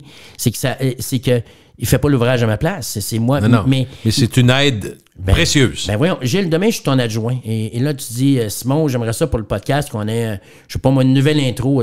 Propose-moi des idées. Alors, je vais te proposer des idées. Alors, mais l'intelligence artificielle, je vais te dire, propose-moi des idées. Puis après ça, je regarde ça, puis je dis, peux-tu virer ça de même? Tu pourrais-tu... Alors, c'est comme si j'avais un employé qui était là, mais qui prend pas de pause, qui a pas mal à la tête. Qui a pas mal dormi. Pas mal dormi. Il veut pas de congé à sa fête. Il veut pas... pas d'augmentation de salaire régulière. Ça me coûte 35$ par mois. 35$ par mois. Écoute, on parlait de l'augmentation. Puis tu sauves du temps pour vrai, là, en temps réel. C'est effrayant. C'est effrayant. Et des journées, je regarde ce que j'ai accompli dans ma journée et j'ai vraiment cette réflexion-là en me disant, impossible. Avant ChatGPT et les autres outils que j'utilise, parce que j'en ai plus qu'un que j'utilise actuellement, il y a des choses que Écoute, je te dirais, c'est 50% que j'ai diminué mon temps que ça prenait. C'est quelque chose. Et puis, ça me permet de faire... Tu sais qu'un de tes prochains clients personnels, ça va être moi, là, parce que je vais... Pour un s'asseoir avec... Pour un petit projet que tu connais, mais dont je parle pas encore, je vais avoir besoin de ça, puis je sais que ça va me servir. Je sais. C'est un must. C'est un must, Gilles. Puis, et pour les gens qui nous écoutent aujourd'hui, là, le temps des fêtes, peu importe la période que les gens ont, mais les gens doivent, dans la prochaine année, s'asseoir. Lire un peu là-dessus, comprendre. Là-dessus, et puis arrêter d'avoir peur. Il y a énormément de guides en ligne qui existent aussi pour... tu sais, on dit pour les nuls, souvent la base. Puis après ça, des sites qui vous permettent d'essayer. Essayez, faites des essais. Puis c'est même, tu as commencé. Mon fils, Émile, m'en parle beaucoup. Il dit, papa, il dit, il faut que tu aies un podcast avec quelqu'un qui est spécialiste, mais vraiment, qui vulgarise ça. Je travaille là-dessus. J'en ai trouvé, je le dis de même, là, mais j'en ai trouvé en France. Ça me dérange pas parce que avec CleanFeed, on peut le faire sans problème. Mais il y a des gens qui font vraiment archi spécialisés. J'aimerais ça que ça soit au Québec. Je dis pas non. Si quelqu'un entend quelqu'un qui sait que quelqu'un, pas votre voisin qui, lui, il passe ses nuits là-dedans, là, mais quelqu'un qui a vraiment des compétences surélevées, c'est-à-dire pas pour nous en faire whopper puis nous endormir, mais plutôt au contraire pour nous donner tous les aspects de ça. Écoute, moi, je m'en vais là-dessus. Là. Je suis un fan, mais je lui demande de m'aider. Qu'est-ce que tu me proposes pour telle affaire? Comment tu vois telle chose? C'est quoi ta perception de telle affaire? Est-ce que, Simon, tu as même l'impression qu'il y a des choses que tu ne sais pas encore, puis dans 6 mois, tu vas me dire, si je l'avais su il y a 6 mois, j'aurais sauvé. Parce que tu peux pas tout savoir. Non. Et je te dis, je deviens meilleur à chaque fois. Ma façon de le questionner, il y a une façon claire et précise de le questionner. Et ce que j'ai commencé à faire des fois maintenant, c'est que je dis, écoute, comment je devrais te demander telle affaire? Et vas-tu à l'oral ou t'écris? Le Copilot te permet d'y aller avec l'oral. Tu peux maintenant, avec ChatGPT aussi, aller à l'oral. Parce que des fois, c'est plus vite que de tout écrire ce que tu veux, là, dans le fond. C'est drôlement le fun. Puis c'est là, écoute, je suis dans mon bureau, puis là, je dis, hey, je pense à telle affaire, comment tu vois ça? Qu'est-ce qui s'est fait? Comment tu proposerais ça? Et quand je te dis que j'ai l'impression d'avoir un ami, c'est réellement, il fait partie intégrale de tout ce que je fais dans une journée. Copilot, la nouvelle version, mettons que tu t'es acheté des billets de spectacle, puis là, on est rendu au mois d'avril, tu as acheté ça 1 an et demi plus tôt. Puis mettons que tu as un Gmail, tu as un Hotmail, puis tu as mis ça où? C'est ça. Puis là, tu dis c'est où? Là, tu dis cherche-moi mes billets de spectacle pour tel spectacle. Il va aller dans tes différentes boîtes de courriel, il va le trouver. Puis là, tu dis envoie ça à Véro, et puis là, il va lui envoyer par courriel, et puis il va tout faire. Et, donc, même sur ton ordi à toi, parce que souvent, on se perd sur notre propre ordi. J'ai mis ça où? Dans fichier reçu, c'est où le fichier reçu? Un autre fichier qui est l'autre. OK, je comprends. Tu vas en voyage, sont où mes assurances? Sont où mes assurances voyage? J'ai-tu une photo de mon passeport à quelque part dans mon cellulaire? Il va la trouver. S'il y en a une. Exactement. Mais c'est ça. Je comprends. Mais alors, on est rendu là. Alors, non, j'avoue. Écoute, le progrès... C'est un genre de Siri c'est sur la coke. Non, j'exagère, mais c'est un Siri 15... Non, parce que tu sais, le Siri nous sert, là. C'est un peu ça, pareil, là, quand on... Écoute, c'est boosté au max, là. C'est vraiment sur le Red Bull. Puis, il est rapide. Il est fiable. Et alors, imagine comment est-ce que tu prends le temps pour... Alors, fait, admettons que toi, tu Ce que j'ai trouvé brillant, qu'on m'a expliqué, excuse-moi, parce que je trouve ça excitant aussi, mais quand, c'est un de mes amis qui l'utilise beaucoup aussi, qui me disait, il dit, quand tu fais des erreurs ou que tu as des doutes, tu le challenges, puis il va venir, je me suis trompé, effectivement, t'as telle affaire. Puis après ça, il dit, l'erreur, il ne reproduira plus jamais. Il vient de faire une coche de plus. Puis souvent, c'est dans ton domaine d'action. Toi, dans ton domaine d'action, tu ne demandes probablement pas le prix du brocoli, c'est pas important pour toi. Mais donc, éventuellement, quand tu rentres dans tes sessions à toi, tu es d'un monde que lui commence à connaître pas mal. Donc, il est encore plus efficace. Il est meilleur, moi. Ben oui, il devient... Parce qu'il est dans ton domaine d'action. Puis il y a des j'y envoie de l'info tout le temps. Et faut que tu le nourrisses. Je le nourris tout le temps. Alors, ça devient super intéressant. Écoute, il était en 3e année, puis il est rendu au cégep, puis ça va finir par faire de quoi de pas pire. Alors, ça devient un bel outil, mais il faut que les gens arrêtent d'avoir peur. C'est ça. Est-ce que les employés qui voient ça se déployer dans une entreprise peuvent avoir peur à leur propre job? Parce que souvent, on ramène ça à nous. Oui, hein? Oui, c'est le fun, la technologie, mais c'est dangereux pour moi. Je te dis, il y a une peur actuellement des employeurs et des employés. Les deux, OK. Les employés ont l'impression qu'ils ne pourront pas utiliser ça, ils ne savent pas comment, ils ont l'impression que ça va leur voler leur job. Et ils ont peur que leur boss pense que l'intelligence artificielle est capable de faire leur job. Et alors, ça, il faut faire attention à ça. Ceux qui disent... Une chose que j'entends souvent comme moyen de défense, « Ouais, mais ça ne remplacera pas les êtres humains. C'est pas aussi bon qu'un être humain. » Non, c'est meilleur. Je vais être plate, là, mais c'est meilleur. Pourquoi? Parce qu'on le dit. Plein de raisons. Pas fatigué. La mémoire est illimitée. Si tu dis qu'il a fait une erreur, il va dire « Excuse-moi, je reviens. » C'est exactement. Écœure-moi pas. Combien de fois tu vas à l'épicerie pour un item puis c'est celui que tu rapportes pas? Parce que tu l'as oublié. Ouais. Mais lui, oublie pas les directives que tu lui donnes. Il prendra pas de pause, il arrêtera pas. Il s'agit juste d'utiliser ce pourquoi il est là, c'est-à-dire une aide. Ce qu'il faut faire, c'est que les gens doivent regarder où ils vont placer ça dans leurs opérations. Ouais. C'est un outil. Voyez-le. Ouais. Imaginez qu'il est physique. Si tu achètes un meuble demain, c'est bien beau, je te donne un meuble, Gilles, demain, ouais. Puis je te dis c'est un magnifique meuble, puis tout ça. Ouais, mais je vais le mettre où? Et puis j'en ai-tu vraiment besoin? Ben là, le meuble, il est beau. Il prend pas tant de place que ça. Puis la réponse, c'est oui, vous en avez besoin, mais il faut y trouver une place dans les opérations. Il faut aussi, je pense, avoir l'ouverture d'esprit pour penser que peut-être qu'éventuellement, en travaillant avec l'ami, il va peut-être nous rendre meilleurs lui aussi. L'être humain qu'on est, Simon, ça se peut qu'il nous rende meilleurs. Totalement. Pourquoi il va pas? Nous rendre meilleurs. Parce qu'on peut penser qu'il va prendre notre place. Oui. Ça, c'est l'extrême. On peut penser qu'il va nous rendre meilleurs, plus efficaces. Un agenda, c'est quoi? Un agenda, c'est un outil, c'est un aide. Un agenda papier. C'est un classement de fouillis d'idées, puis de dates, puis de rendez-vous, c'est ça, un agenda? C'est un agenda, mais c'est ça. Mais c'est un outil. Alors, c'est la même chose. C'est que tu fais ça pour pas oublier la date d'anniversaire d'un. Oui. L'intelligence artificielle, voyez-le comme un agenda boosté, un agenda, une calculatrice, un classeur. Un outil de recherche. Un dictionnaire. La traduction, c'est impressionnant, la traduction. C'est les traductions Google où on est assez loin des erreurs qui étaient... Aujourd'hui, il y a beaucoup moins d'erreurs sur les traductions aussi. C'est impressionnant, là.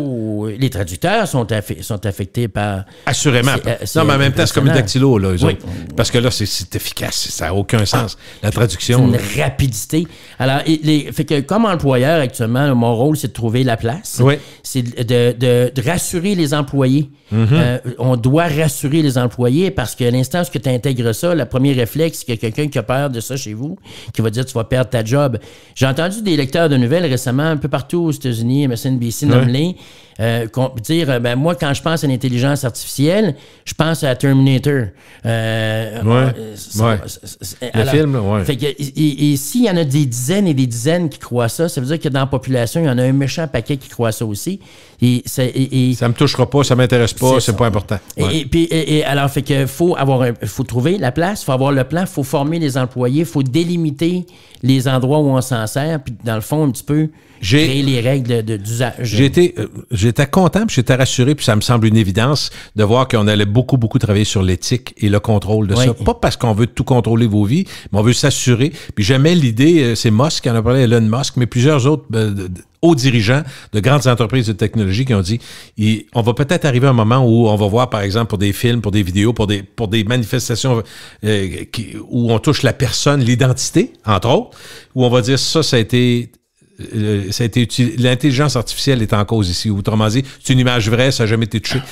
On n'aura pas le choix parce que c'est tellement bien fait. As-tu vu le fameux bulletin qui s'en vient avec les nouveaux 100%? Puis Christy, c'est à s'y méprendre. Fait qu'à un moment donné, il va falloir savoir, parce que quand quelqu'un va vous demander d'authentifier quelque chose qui est de toi-même, il va falloir que tu saches que c'est pas tripoté par l'intelligence. Fait qu'on travaille là-dessus, c'est ce que je lis. Tu sais, on achète des 10% de vrai jus. Hein? Alors, va falloir faire ça, effectivement. Mais tu as raison, il faut s'attaquer à l'éthique. Et c'est pour ça qu'à l'interne, Et c'est le danger des petites compagnies, c'est de monter un dossier où on va vraiment établir les bases, les limites, puis établir le cadre dans lequel on va se servir d'intelligence artificielle. C'est une réflexion que les gens n'ont pas actuellement. Il faut le faire dès le début. Parce que tantôt, ça veut dire que si je ne fais pas ça, je vais devoir retirer dans quelques temps des permissions à des gens qui vont avoir commencé ça. On a vu avec le télétravail au début. Moi, je n'oublierai jamais une phrase, une parenthèse. Le docteur Arruda, au début, il avait dit confiner les gens, c'est facile, ça va être des déconfinés. Il avait dit ça au début de la pandémie, quand les premiers confinements sont arrivés. Ben, le télétravail, souviens-toi, au début, on questionnait à savoir est-ce que ça va rester dans l'offre. On ne savait pas au départ. On ne savait pas. Puis aujourd'hui, on voit que c'est là pour rester. Ben, la journée que c'est un free lunch, c'est un buffet, puis tu dis servez-vous-en, puis on verra après. Ben là, ça veut dire qu'il y a des gens qui vont s'en servir aujourd'hui. Puis là, dans 6 mois, si tu dis que tu n'as plus le droit de t'en servir, là, on va avoir des enjeux. Alors, faites-le comme il faut. C'est la personne qui nous écoute aujourd'hui, il faut le faire comme il faut. Partez-le comme du monde. Partez-le comme du monde. Essai-erreur. Commencez par ouvrir 2-3 portes. On va l'ouvrir, on va l'utiliser pour ça. On va échanger sur comment ça fonctionne. Échanger, voir, apprenez, tout ça, puis donnez-vous le gabarit de questions également. Il faut fournir.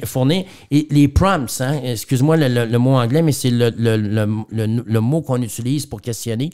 Et ça, les prompts, il y en a qui sont offerts partout sur le marché. C'est ma façon, admettons, je dirais, OK, à la manière d'un professeur, peux-tu m'expliquer, s'il te plaît, comment on fait du jus d'orange? OK. Et puis... à la manière de... OK. Alors, je dis à la manière d'un professeur pour qu'il me donne plus... Alors, fait que là, mettons, il va peut-être me pondre un texte, puis là, je pourrais dire... Vas-y avec des points de forme, recommence avec des points de forme. J'aimerais avoir les régions où mettons, puis là, tu rajoutes des choses, puis là, est-ce que tu es sûr, est-ce que tu as vérifié, à quel endroit tu as touché l'information? Alors, les prompts comme ça, ben, tu as une base, mais chaque entreprise ou chaque utilisateur doit finalement, à un moment donné, créer sa propre banque de clés d'interrogation, on va dire ça de même. Ouais. Dans un an, ce sera quoi? Je ne le sais pas, mais pour tout de suite, c'est ça. Alors, fait que de créer le cadre où on intègre ça dès maintenant. On va avoir vos observations, qu'est-ce qui marche, qu'est-ce qui marche pas. On va se faire une bonne base, une bonne banque, puis on va travailler ensemble. Bien l'intégrer. Et si on le fait bien, là, on ne mettra pas de job, on va juste créer des nouvelles opportunités. C'est-à-dire qu'on va enlever un stress aux gens. On peut peut-être être plus efficace que le compétiteur aussi. C'est ce que je crois. Mais je te le dis, moi, tu ne peux pas te permettre de passer à côté de ça. Et arrêtons d'avoir peur. Ça n'a pas de bon sens de faire l'angoisse préventive. Là. C'est là pour rester. Et ce que tu disais tantôt pour l'Internet, bien, ça s'applique à l'intelligence artificielle. Ça ne partira pas. Et comme ça ne fermera pas, là. Ça ne fermera pas. Non. Puis, et comme tu dis, moi aussi, je suis content que l'éthique soit observée. Parce qu'il va y avoir des enjeux. Tu as parlé des bulletins de nouvelles, les acteurs, l'identité, aujourd'hui. On aime bien ça, avoir une carte qui fait pip, puis tout, on paye 250$, tout. Mais à un moment donné, on veut que ça soit nous autres. Oui. On ne veut pas que tout le monde puisse nous voler notre identité. Puis en pensant, est-ce que ça va mal aller? Oh oui, ça va mal aller. C'est sûr que ça va mal aller. C'est une bombe nucléaire, l'intelligence artificielle, comme... tu peux utiliser l'énergie nucléaire pour produire de l'électricité. Mais on a toujours peur de ce qu'on ne connaît pas, Simon. C'est de tout temps. Là. Exactement. Mais c'est sûr qu'il y a des gens qui... Pendant que tu dis, je peux peut-être devancer la compétition, il y a sûrement des gens malhonnêtes et mal intentionnés actuellement qui voient dans ça une façon extraordinaire de pouvoir escroquer des gens ou frauder ou autre. Alors, oui, il va y avoir des catastrophes, mais justement, donnons-nous les bons paramètres pour que ça arrive. On va regarder 2024. On est rendu là, les prédictions 2024. On doit s'attendre à quoi? Mettons, parlons d'intelligence artificielle. Ça va continuer à évoluer, ça, c'est clair, d'après moi? L'intelligence artificielle va continuer d'évoluer définitivement. Ça va continuer d'évoluer, puis on va se rendre compte, effectivement, tu as parlé de l'éthique, que les gens vont se rendre compte du besoin d'encadrer cette nouvelle technologie-là. C'est important. L'énergie durable, on s'en va vers quoi? L'énergie durable, beaucoup de compagnies, je vois dans mes clients, moi, des compagnies qui commencent à avoir... Oui, puis commencent à avoir des camions électriques. J'ai vu Pyrolator, j'ai vu National, les camions de livraison, les gros camions qu'on appelait gros camions de lait, là, qui ont toujours été... Il y en a encore dans la rue, là, mais j'ai vu qu'il y a un changement. Là. Il y a un changement carrousel que tu connais peut-être et les compagnies en parlent, les médias en parlent. Ils sont fiers de démontrer ça. Saint-Hubert, on commençait à avoir des voitures Kia là, qui sont électriques pour la livraison et tout ça. Alors, l'énergie durable est là. Et puis, alors, pour moi, Ça demeure une nécessité. On peut pas se mettre la tête dans le sable. Il faut faire des changements. Et les compagnies sont de plus en plus ouvertes à faire des changements là, de ce côté-là. La santé, la médecine, il y a aussi les avancées de technologie et la recherche. On le voit. Et, écoute, je crois que ça va multiplier la vitesse à laquelle les recherches vont se faire. L'intelligence artificielle aussi en santé, ne serait-ce que pour les échanges qui existent déjà entre les différentes universités, les différents pays, les différentes régions du monde, les différents talents, les différents spécialistes médecins et autres, des gens qui font de la recherche, l'échange puis le partage de connaissances plus rapide, plus efficace. C'est fou, là. Parce que l'intelligence artificielle n'a pas d'émotion. Moi, si je te partage demain un rapport, là, mettons qu'on est en train de travailler à chercher une solution pour une maladie ou une situation quelconque, à un moment donné, il y a une vision tunnel. On finit par plus voir. Hein? On est focusé, on cherche le problème de ça, et on voit plus qu'est-ce qu'on a fait. Mais là, imagine que tu prends ta recherche des 18 dernières années, tu rentres littéralement dans l'intelligence artificielle et puis tu dis réanalyse-moi tout ça. Aujourd'hui. Puis tu vas avoir dans les prochaines minutes, il va te faire une analyse complète. Tu pourras lui avoir donné 7823 pages remplies et en quelques minutes, il va te dire voici ce que je retiens. Puis là, tu dis tu peux-tu te concentrer? Alors, imagines-tu la possibilité de synthèse qu'on va avoir? Et c'est là que ça va devenir intéressant. Ça devient, comme je dis, quelqu'un qui est infatigable. Tu peux lui demander de faire des calculs. Peux-tu me recalculer ça de tant de façons? Peux-tu me le proposer de tant de façons? C'est inimaginable. Les médecins spécialistes, entre autres, je pense à ça parce qu'on a beaucoup d'avancées dans la science. La population vit mieux parce qu'elle sait qu'elle doit mieux se nourrir, elle doit bouger, mais aussi parce que la science nous refait par moments. On refait des cœurs, on le voit, là. On peut aider aux gens, mais quand par exemple, tu as un médecin qui a une situation particulière, il va donner tous les éléments de la situation du patient, puis il va dire, qu'est-ce que tu penses que c'est? Paf! Il va dire, ça regarde vers ça. Quelque chose que tu n'as pas vu, mettons, mais tu dois aller rapidement parce que la personne est en danger, par exemple. Fait que, moi, je vois ça aussi. Je pense que pour la science et la santé, puis l'être humain, puis peut-être même la longévité, j'ai aucune idée, je ne tiens pas à vivre jusqu'à 170 ans, mais on ne peut pas penser que ça n'aura pas un impact. C'est sûr que ça va avoir un impact. Et comme tu l'as dit, c'est que ça amène une autre vision. Et comme je dis, sans émotion. Hein? Alors, et puis, les radiologistes vont être impactés de ça.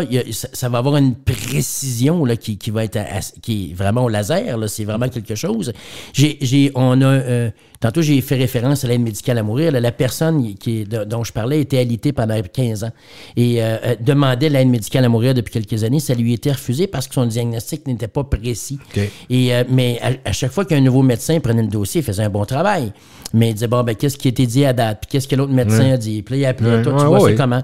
Alors que, qui a trouvé le diagnostic précis? Une jeune médecin qui, elle, est arrivée, puis elle a dit, on lui a demandé si elle avait consulté le dossier. Elle a dit non, je ne veux pas avoir de préjugés avant de rencontrer la patiente. Et donc, elle est arrivée avec un regard neuf. Alors, elle est repartie de la base. Elle a fait faire des tests et tout ça. Puis, finalement, elle est arrivée avec un diagnostic précis et qui a fait du bien à tout l'entourage. Même la patiente elle-même qui, au fil des années, finalement, se sentait folle parce qu'on lui disait c'est dans ta tête. Ça marche pas, c'est ça. Et finalement, il y a un vrai...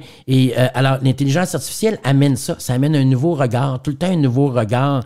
Et puis, tu t'es déjà creusé la tête, Gilles, devant un paquet de feuilles ou devant ton ordinateur, puis là, tu essaies d'analyser des affaires, puis là, tu dis, juste, puis tu vois plus la... Qu'est-ce que je vois pas, là? C'est ça. Puis alors là, tu as toujours quelqu'un qui, lui, arrive, puis qui il est pas fatigué, il est, comme je dis, puis quand je dis il est pas fatigué, il est pas fatigué non plus de cette réflexion-là. Ouais. Parce que tu peux... tu vois plus rien quand ça fait 1000 fois que tu lis, là.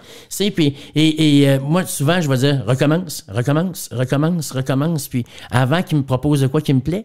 Alors, tu vas avoir au niveau de la médecine, et puis la précision au niveau des ce qu'on voit, les orthèses et les prothèses. Les gens qui... Vrai. On va être capable d'aller chercher un calcul et une précision et une conception combiné avec les technologies d'impression 3D, on va être capable de faire des prothèses à moindre coût qu'on l'aurait fait autrement. C'est drôle. Je vais donner quelque chose qui est très actuel, puis en même temps très ancien, puis qui est très intelligence artificielle. J'ai regardé le premier de 3 reportages qu'on nous annonce sur la reconstitution de Notre-Dame de Paris. Oui. C'est extraordinaire ce qu'ils ont réussi à faire. Écoute, moi, honnêtement, là, j'ai été renversé de voir le travail qui était fait. Ils ont décidé de faire ça comme si ils devaient comprendre chaque pièce de la bâtisse initiale, qui est une des plus grandes réalisations de l'histoire de l'humanité. Là, c'est vraiment impressionnant. Là. Ça fait partie des on parle des pyramides qui sont impressionnantes, oui, compte tenu du temps. Mais c'est comparable. Oui, c'est comparable. Pour l'époque, ça a quand même... c'est en 1200, là, c'est pas hier. Là. Mais la qualité, tout ça peut être avec l'appui de l'intelligence artificielle, le 3D et autres, ils ont réussi à reconstituer. Écoute, c'est fou.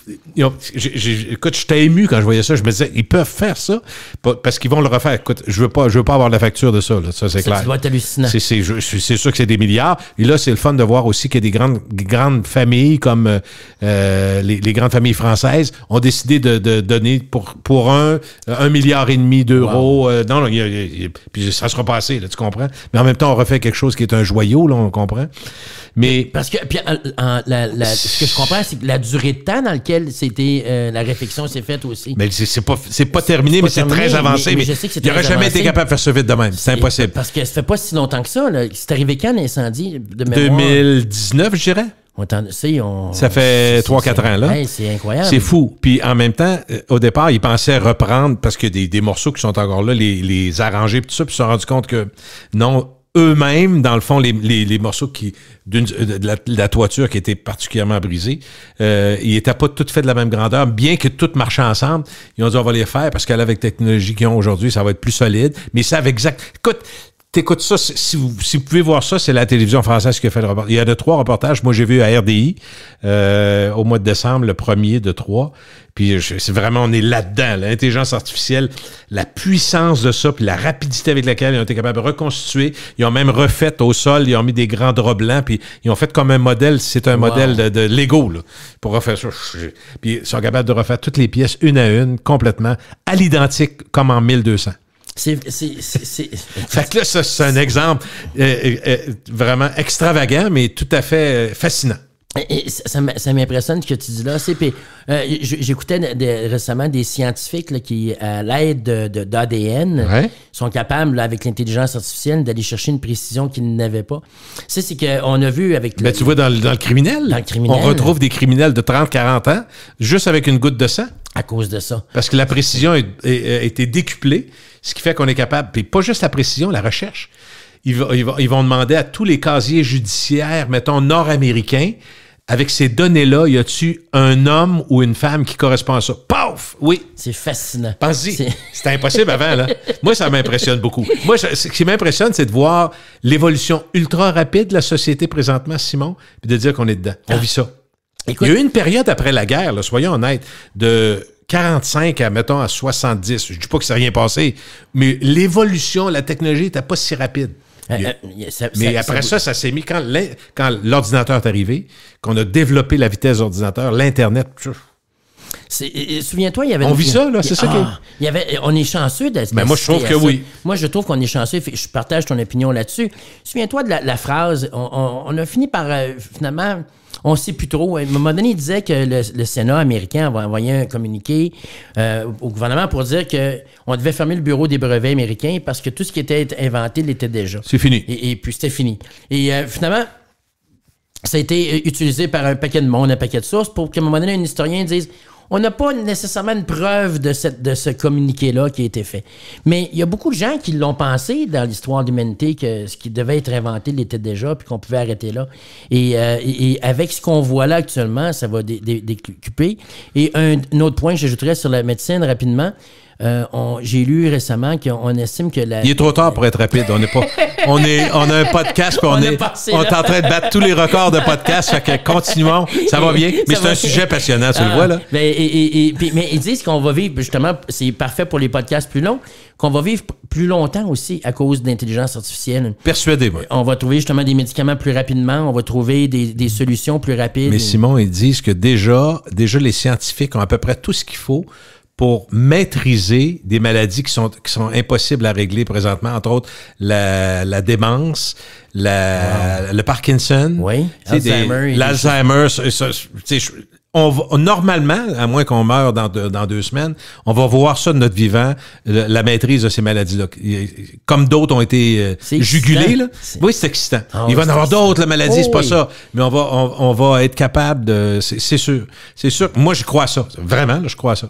J'y crois aussi. Non, moi, je te dis, effectivement, t'as raison, on est gâtés d'être dans cette période-là. Vraiment content. Et pour terminer ce balado, on l'a pas dit, mais il y a une éclaircie du côté de l'économie quand même, c'est important de le dire parce que la Réserve fédérale américaine au mois de décembre nous a dit début décembre, milieu décembre, que eux allaient avoir une coupe de baisse en 2024. On présume que le Canada, ça va être la même chose. Puis on disait, il y a certains économistes qui disent peut-être plus vite qu'on pense, mais peut-être plus mars-avril, où il peut y avoir des... Donc c'est un signe, on sait ce que ça fait. La bourse anticipe toujours. Donc déjà, vous avez vu la bourse s'enflammer complètement, dans le vert complètement. Fait que ça, c'est une bonne nouvelle, mais ça annonce qu'effectivement, il va y avoir pas un resserrement, mais peut-être un assouplissement des conditions. Ça peut relancer l'économie. Fait que, tu sais, il va y avoir des éclaircies dans l'air. Tout le monde a trop mangé, à un moment donné, puis il a desserré sa ceinture à la fin du repas. Hein? Puis là, mais pas nous autres, pas nos deux. Moi, on parle pour les autres. Exactement. On exclut la personne qui parle. C'est très important de le dire. Mais et c'est ce que ça fait. C'est que là, les gens sont... Ouais. Ils manquent de souffle. Ils se sentent coincés partout. Et là, tu vas desserrer la ceinture. Il s'agira de voir si on va être intelligent. Ça, c'est une autre question. Parce que souvent, quand tu as un petit lousse, c'est pas long qu'on... Notre vision est pas bonne quand le mur s'approche. Hein? On finit par penser qu'il s'éloigne. Parce que, tu sais, j'ai posé la question à un moment donné, dans des discussions que j'avais avec ma blonde, Simon, là-dessus. On revient sur des sujets qu'on a touchés dans ce podcast-là, mais de l'année 2023. Mais je disais les restaurateurs et tout ça.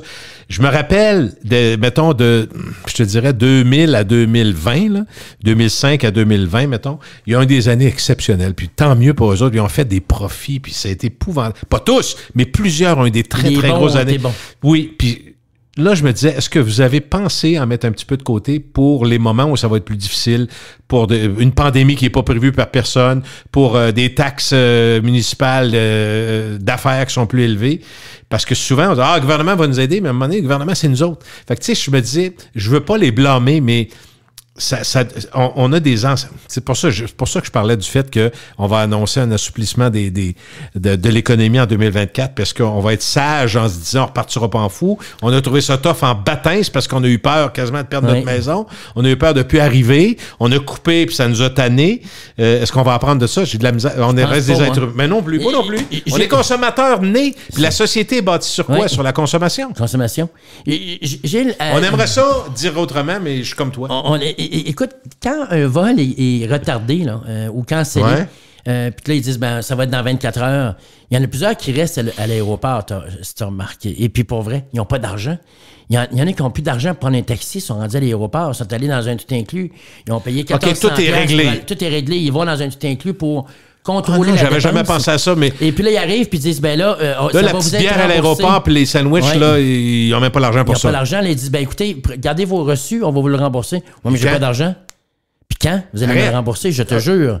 Et alors, fait que là ça veut dire que tu avais... Ça prendra un perdième de suite. Autrement dit, donnez-moi 40 de suite, je vais être correct. C'est ça. Je l'ai pas. Je l'ai pas. Alors, fait que moi, ça m'a coûté 1428 ma semaine. Alors, je suis allé là, puis j'avais 1428. Et puis... Et pas 32, pas 28. Puis en plus, je l'ai peut-être financé. Parce que tu peux financer ton voyage. Oui. Alors, je l'ai financé, puis là, je me dis, je vais le payer dans l'année, puis je vais retourner l'année prochaine. Oui. Accordé, puis avec on sait des taux assez élevés encore là. Et puis, alors, est-ce que les gens, je ne pense pas... La sagesse... Pas sûr qu'on va... Non. La logique, la sagesse, c'est... Je parlais des termes moto tout à l'heure, et puis je regarde la fréquence à laquelle les gens changent leur véhicule. Puis tant mieux pour l'industrie, là, mais à la fréquence. Et aussi la somme. Je regarde les entrées dans la rue chez nous, là, puis je regarde des fois, puis je dis... il y en a pour 200 000 là, de chars. Il y a 2 chars, puis là, il y a 200 000 de chars. L'autre, il y en a pour 125. L'autre, il y en a pour 100 000 Quand tu tirais, tu dis tabarouette. C'est de l'argent en tabarouette. Et ça, j'ai un voisin là, qui a un campeur qui est facilement en haut d'un demi-million. Il y a un F250 ou 350 ça vaut 100? En haut de 100 000 $. Il y a un autre véhicule dans ça. Il est-tu milliardaire? Et puis, non, il n'est pas milliardaire, mais les choses semblent bien aller, là, on s'entend. Mais j'espère qu'elles vont continuer à bien aller. Juste pour aller là-dessus, parce que tu parles de la voiture, c'est intéressant. 91% des Nord-Américains qui avaient été interrogés dans un sondage disaient ne pas savoir le prix de leur voiture. Et 91 91 ne savent pas le prix de la voiture parce qu'ils savent combien ça coûte par mois. Ils ont acheté un financement. Mais ça, c'est... C'est hallucinant. Et quand tu as moins d'argent tu veux changer parce que tu es habitué, aux 3-4 ans, tu tannes, hein, on se tanne. Ah oui. Société, je suis écœuré, on change de voiture. Puis il y en a qui ont des ballons, vous savez ce que c'est. Quand tu n'as pas fini de payer, tu as 3 000 de plus. Mais dans le fond, ce qu'ils font, c'est qu'ils font juste étirer. Mais personne ne veut savoir ce que ça va coûter pour vrai. McSween a fait dans son livre des exemples extraordinaires. Peter McSween, c'est ça? Oui, Pierre-Yves McSween. Pierre-Yves McSween. Puis c'est intéressant parce qu'il dit, mettons, une voiture que tu payes sur 7 ans, parce que Hyundai et Kia, entre autres, ont eu beaucoup de succès avec des voitures qui sont, somme toute, très bien faites. Très jolies aussi. Oui, mais vraiment des beaux modèles. Puis efficaces, comme plusieurs disent, si tu es loup 3-4 ans, tu n'auras pas de problème. Les acheter sur 10 ans, 12 ans, ça peut être... Ça va finir par rouiller, mais lui disait, quand tu prends le prix de ta location, c'est parce que tu dis 0% d'intérêt, mais quand tu regardes la réalité, c'est jamais zéro. C'est jamais zéro. Fait que ton montant, souvent, tu dis, moi, avec quoi vous seriez à l'aise? Souvent, les vendeurs sont très, très bons. Hein? Un vendeur va venir te voir, c'est quoi votre budget, mettons? Mensuellement, c'est quoi? Avec quoi vous êtes à l'aise? Ben moi, là, avec l'assurance, il faudrait que ça ne dépasse pas 500. OK, parfait. Donc, avec l'assurance, tu calcules temps par mois. Mettons que ta voiture 4,25, on n'est pas pire par mois. Fait que dans le fond, ils vont s'assurer. Pour arriver à 4,25, ils vont rallonger. Ils vont te rendre à 8 ans. Ah oui, puis tu remarqueras que c'est sur 2 semaines maintenant. Oui, c'est ça. Aux 2 semaines. Des fois, la semaine même, hebdomadaire. C'est 500, j'aurais 500 par mois. Admettons que ce serait 278 par 2 semaines, seriez-vous correct? Pas si pire. Oui.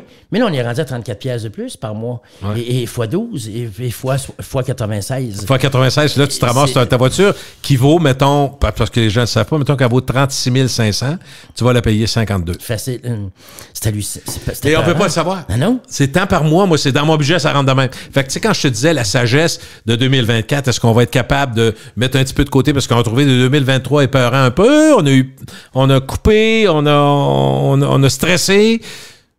Non, on ne changera pas. Mais voiture, on m'a appelé, moi, pour me dire, M. Saint-Hilaire, vous auriez une belle valeur pour votre véhicule. Je dis, ben oui, mais je vais la garder. C'est une belle valeur. Ben, merci de me le dire. Je suis content. Puis il dit, ouais, mais on pourrait le remplacer. Mais il est payé. Plus jeune, mon fils m'avait demandé, puis il m'avait trouvé vraiment plate, puis j'ai été plate. Il dit, papa, c'est quoi ton char de rêve? Puis ça devait être une semaine où j'avais beaucoup de comptes. J'ai dit, un char payé. Et que tu trouves ça plate, hein? Il dit, mais c'est une Corvette, c'est une Porsche? Non, un char payé. Un jour, tu comprendras, un char payé, là, c'est mon char de rêve.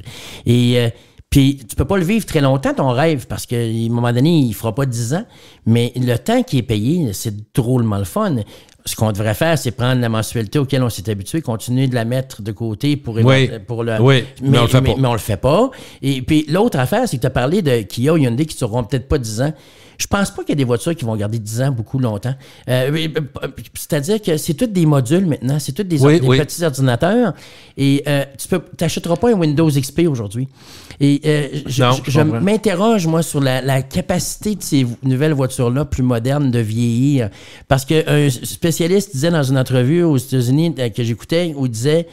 La voiture électrique, l'enjeu, c'est que la voiture de 2021 est totalement dépassée. Déjà. En termes de capacité, en termes d'efficacité, rapidité de recharge, capacité de la batterie, tout ça.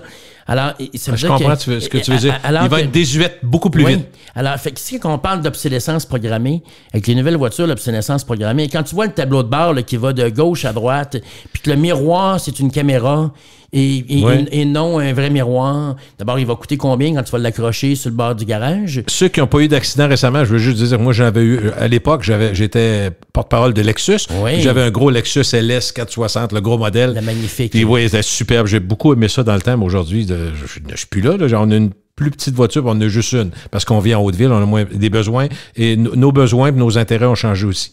Mais à l'époque, je me rappelle, ça fait même pas 2 semaines, je l'ai. Puis pour éviter un grave accident en bas de la Côte-Saint-Sacrement, j'ai déjà compté, mais moi, j'arrive, tu sais, la voie de gauche, on se comprend, devant le boiteau anciennement, la voie de gauche où tu peux tourner, tu peux te tasser parce qu'il y a un petit remblai de ciment.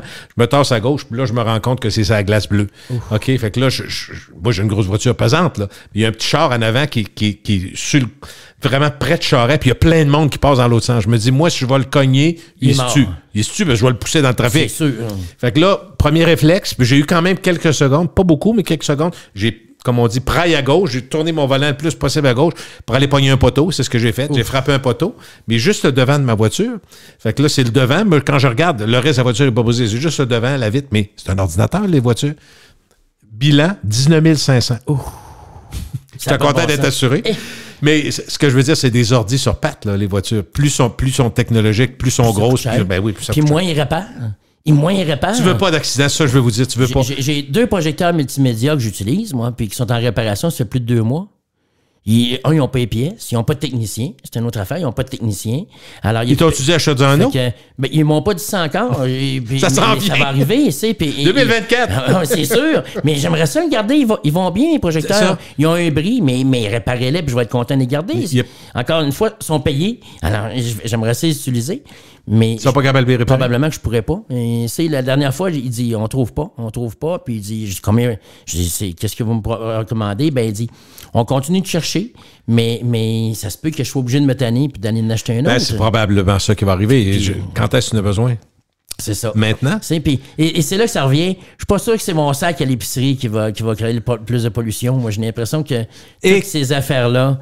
Les batteries, les piles. Les batteries et tout. Alors, à un moment donné... il va falloir s'adapter, mais on n'est pas pire pour s'adapter quand même. Ouais. Non, je veux dire, la société en général, là, c'est pas toujours facile, puis en même temps, on a l'intention d'aider à sauver la planète, mais dans le day-to-day... Tant que ça nous accommode pas trop. Faut pas que ça dérange trop. Il y a un reportage, un film qui est The Last Trip, je sais pas si tu l'as vu, ou je pense que c'est ça le titre, qui dit qu'on devrait plus voyager. On devrait tout arrêter de voyager. L'empreinte et tout ça. Mais pour vrai, vraiment, demain OK, il faut faire... J'ai vu que c'était 2,1 tous les vols sur toute une année, 2,1 du CO2. Parce qu'il faut penser, si tu prends l'Inde et la Chine, là, tu montes à 30. 30-35 Eux autres, les usines, oublie ça. T'es d'accord, là? Ah, ben c'est ça. Mais je suis pas en train de dire qu'il faut rien faire. Non. Mais j'ai tellement ri sur le web, il faut que je te fasse rire. Tu sais, à Québec, maintenant, on fait comment ça s'appelle, pas tous les produits ménagers qu'on met, la récupération. Pas le compostage. Puis je voyais... Il m'a fait rire parce que j'ai eu cette réflexion-là, je ne l'ai pas faite. Les compostages ont fait notre effort. Tout, mais le gars, il gardait ça. Il avait dit, vous pouvez garder ça dans la maison. Les boîtes de plastique de la maison sont faites. C'est étanche, il n'y a pas de trouble. Mais à un moment donné, le gars rouvre ça. Il y a à peu près 700 mouches qui sortent de ça. Là, je le vois botter. Il te le botte puis te le crisse au bout de ses bras. Voulant dire, le compostage, moi, j'ai fait mon effort, mais crissez-moi patience. Des mouches en maison, là. C'était tellement drôle. Je me disais, non, c'est parce que ça m'est arrivé aussi. Parce qu'en même temps, faut que tu le vides, ton Christy de sac. Moi, ça faisait 2 semaines et demie qu'il était là. C'est sûr que, voyons donc. Faut que tu changes tes Christy de sac. C'est un peu de ma faute. Mais ça m'a fait du bien de voir ça. Je l'aurais pas fait, mais moi, on dit que ça m'a fait du bien. Je vais vérifier le mien chez nous parce que je serais capable de garder ça longtemps. On finit par finir, finalement. Bonne année. Gilles, toi aussi, Gilles. Bonne année. Une bonne 2024. Merci.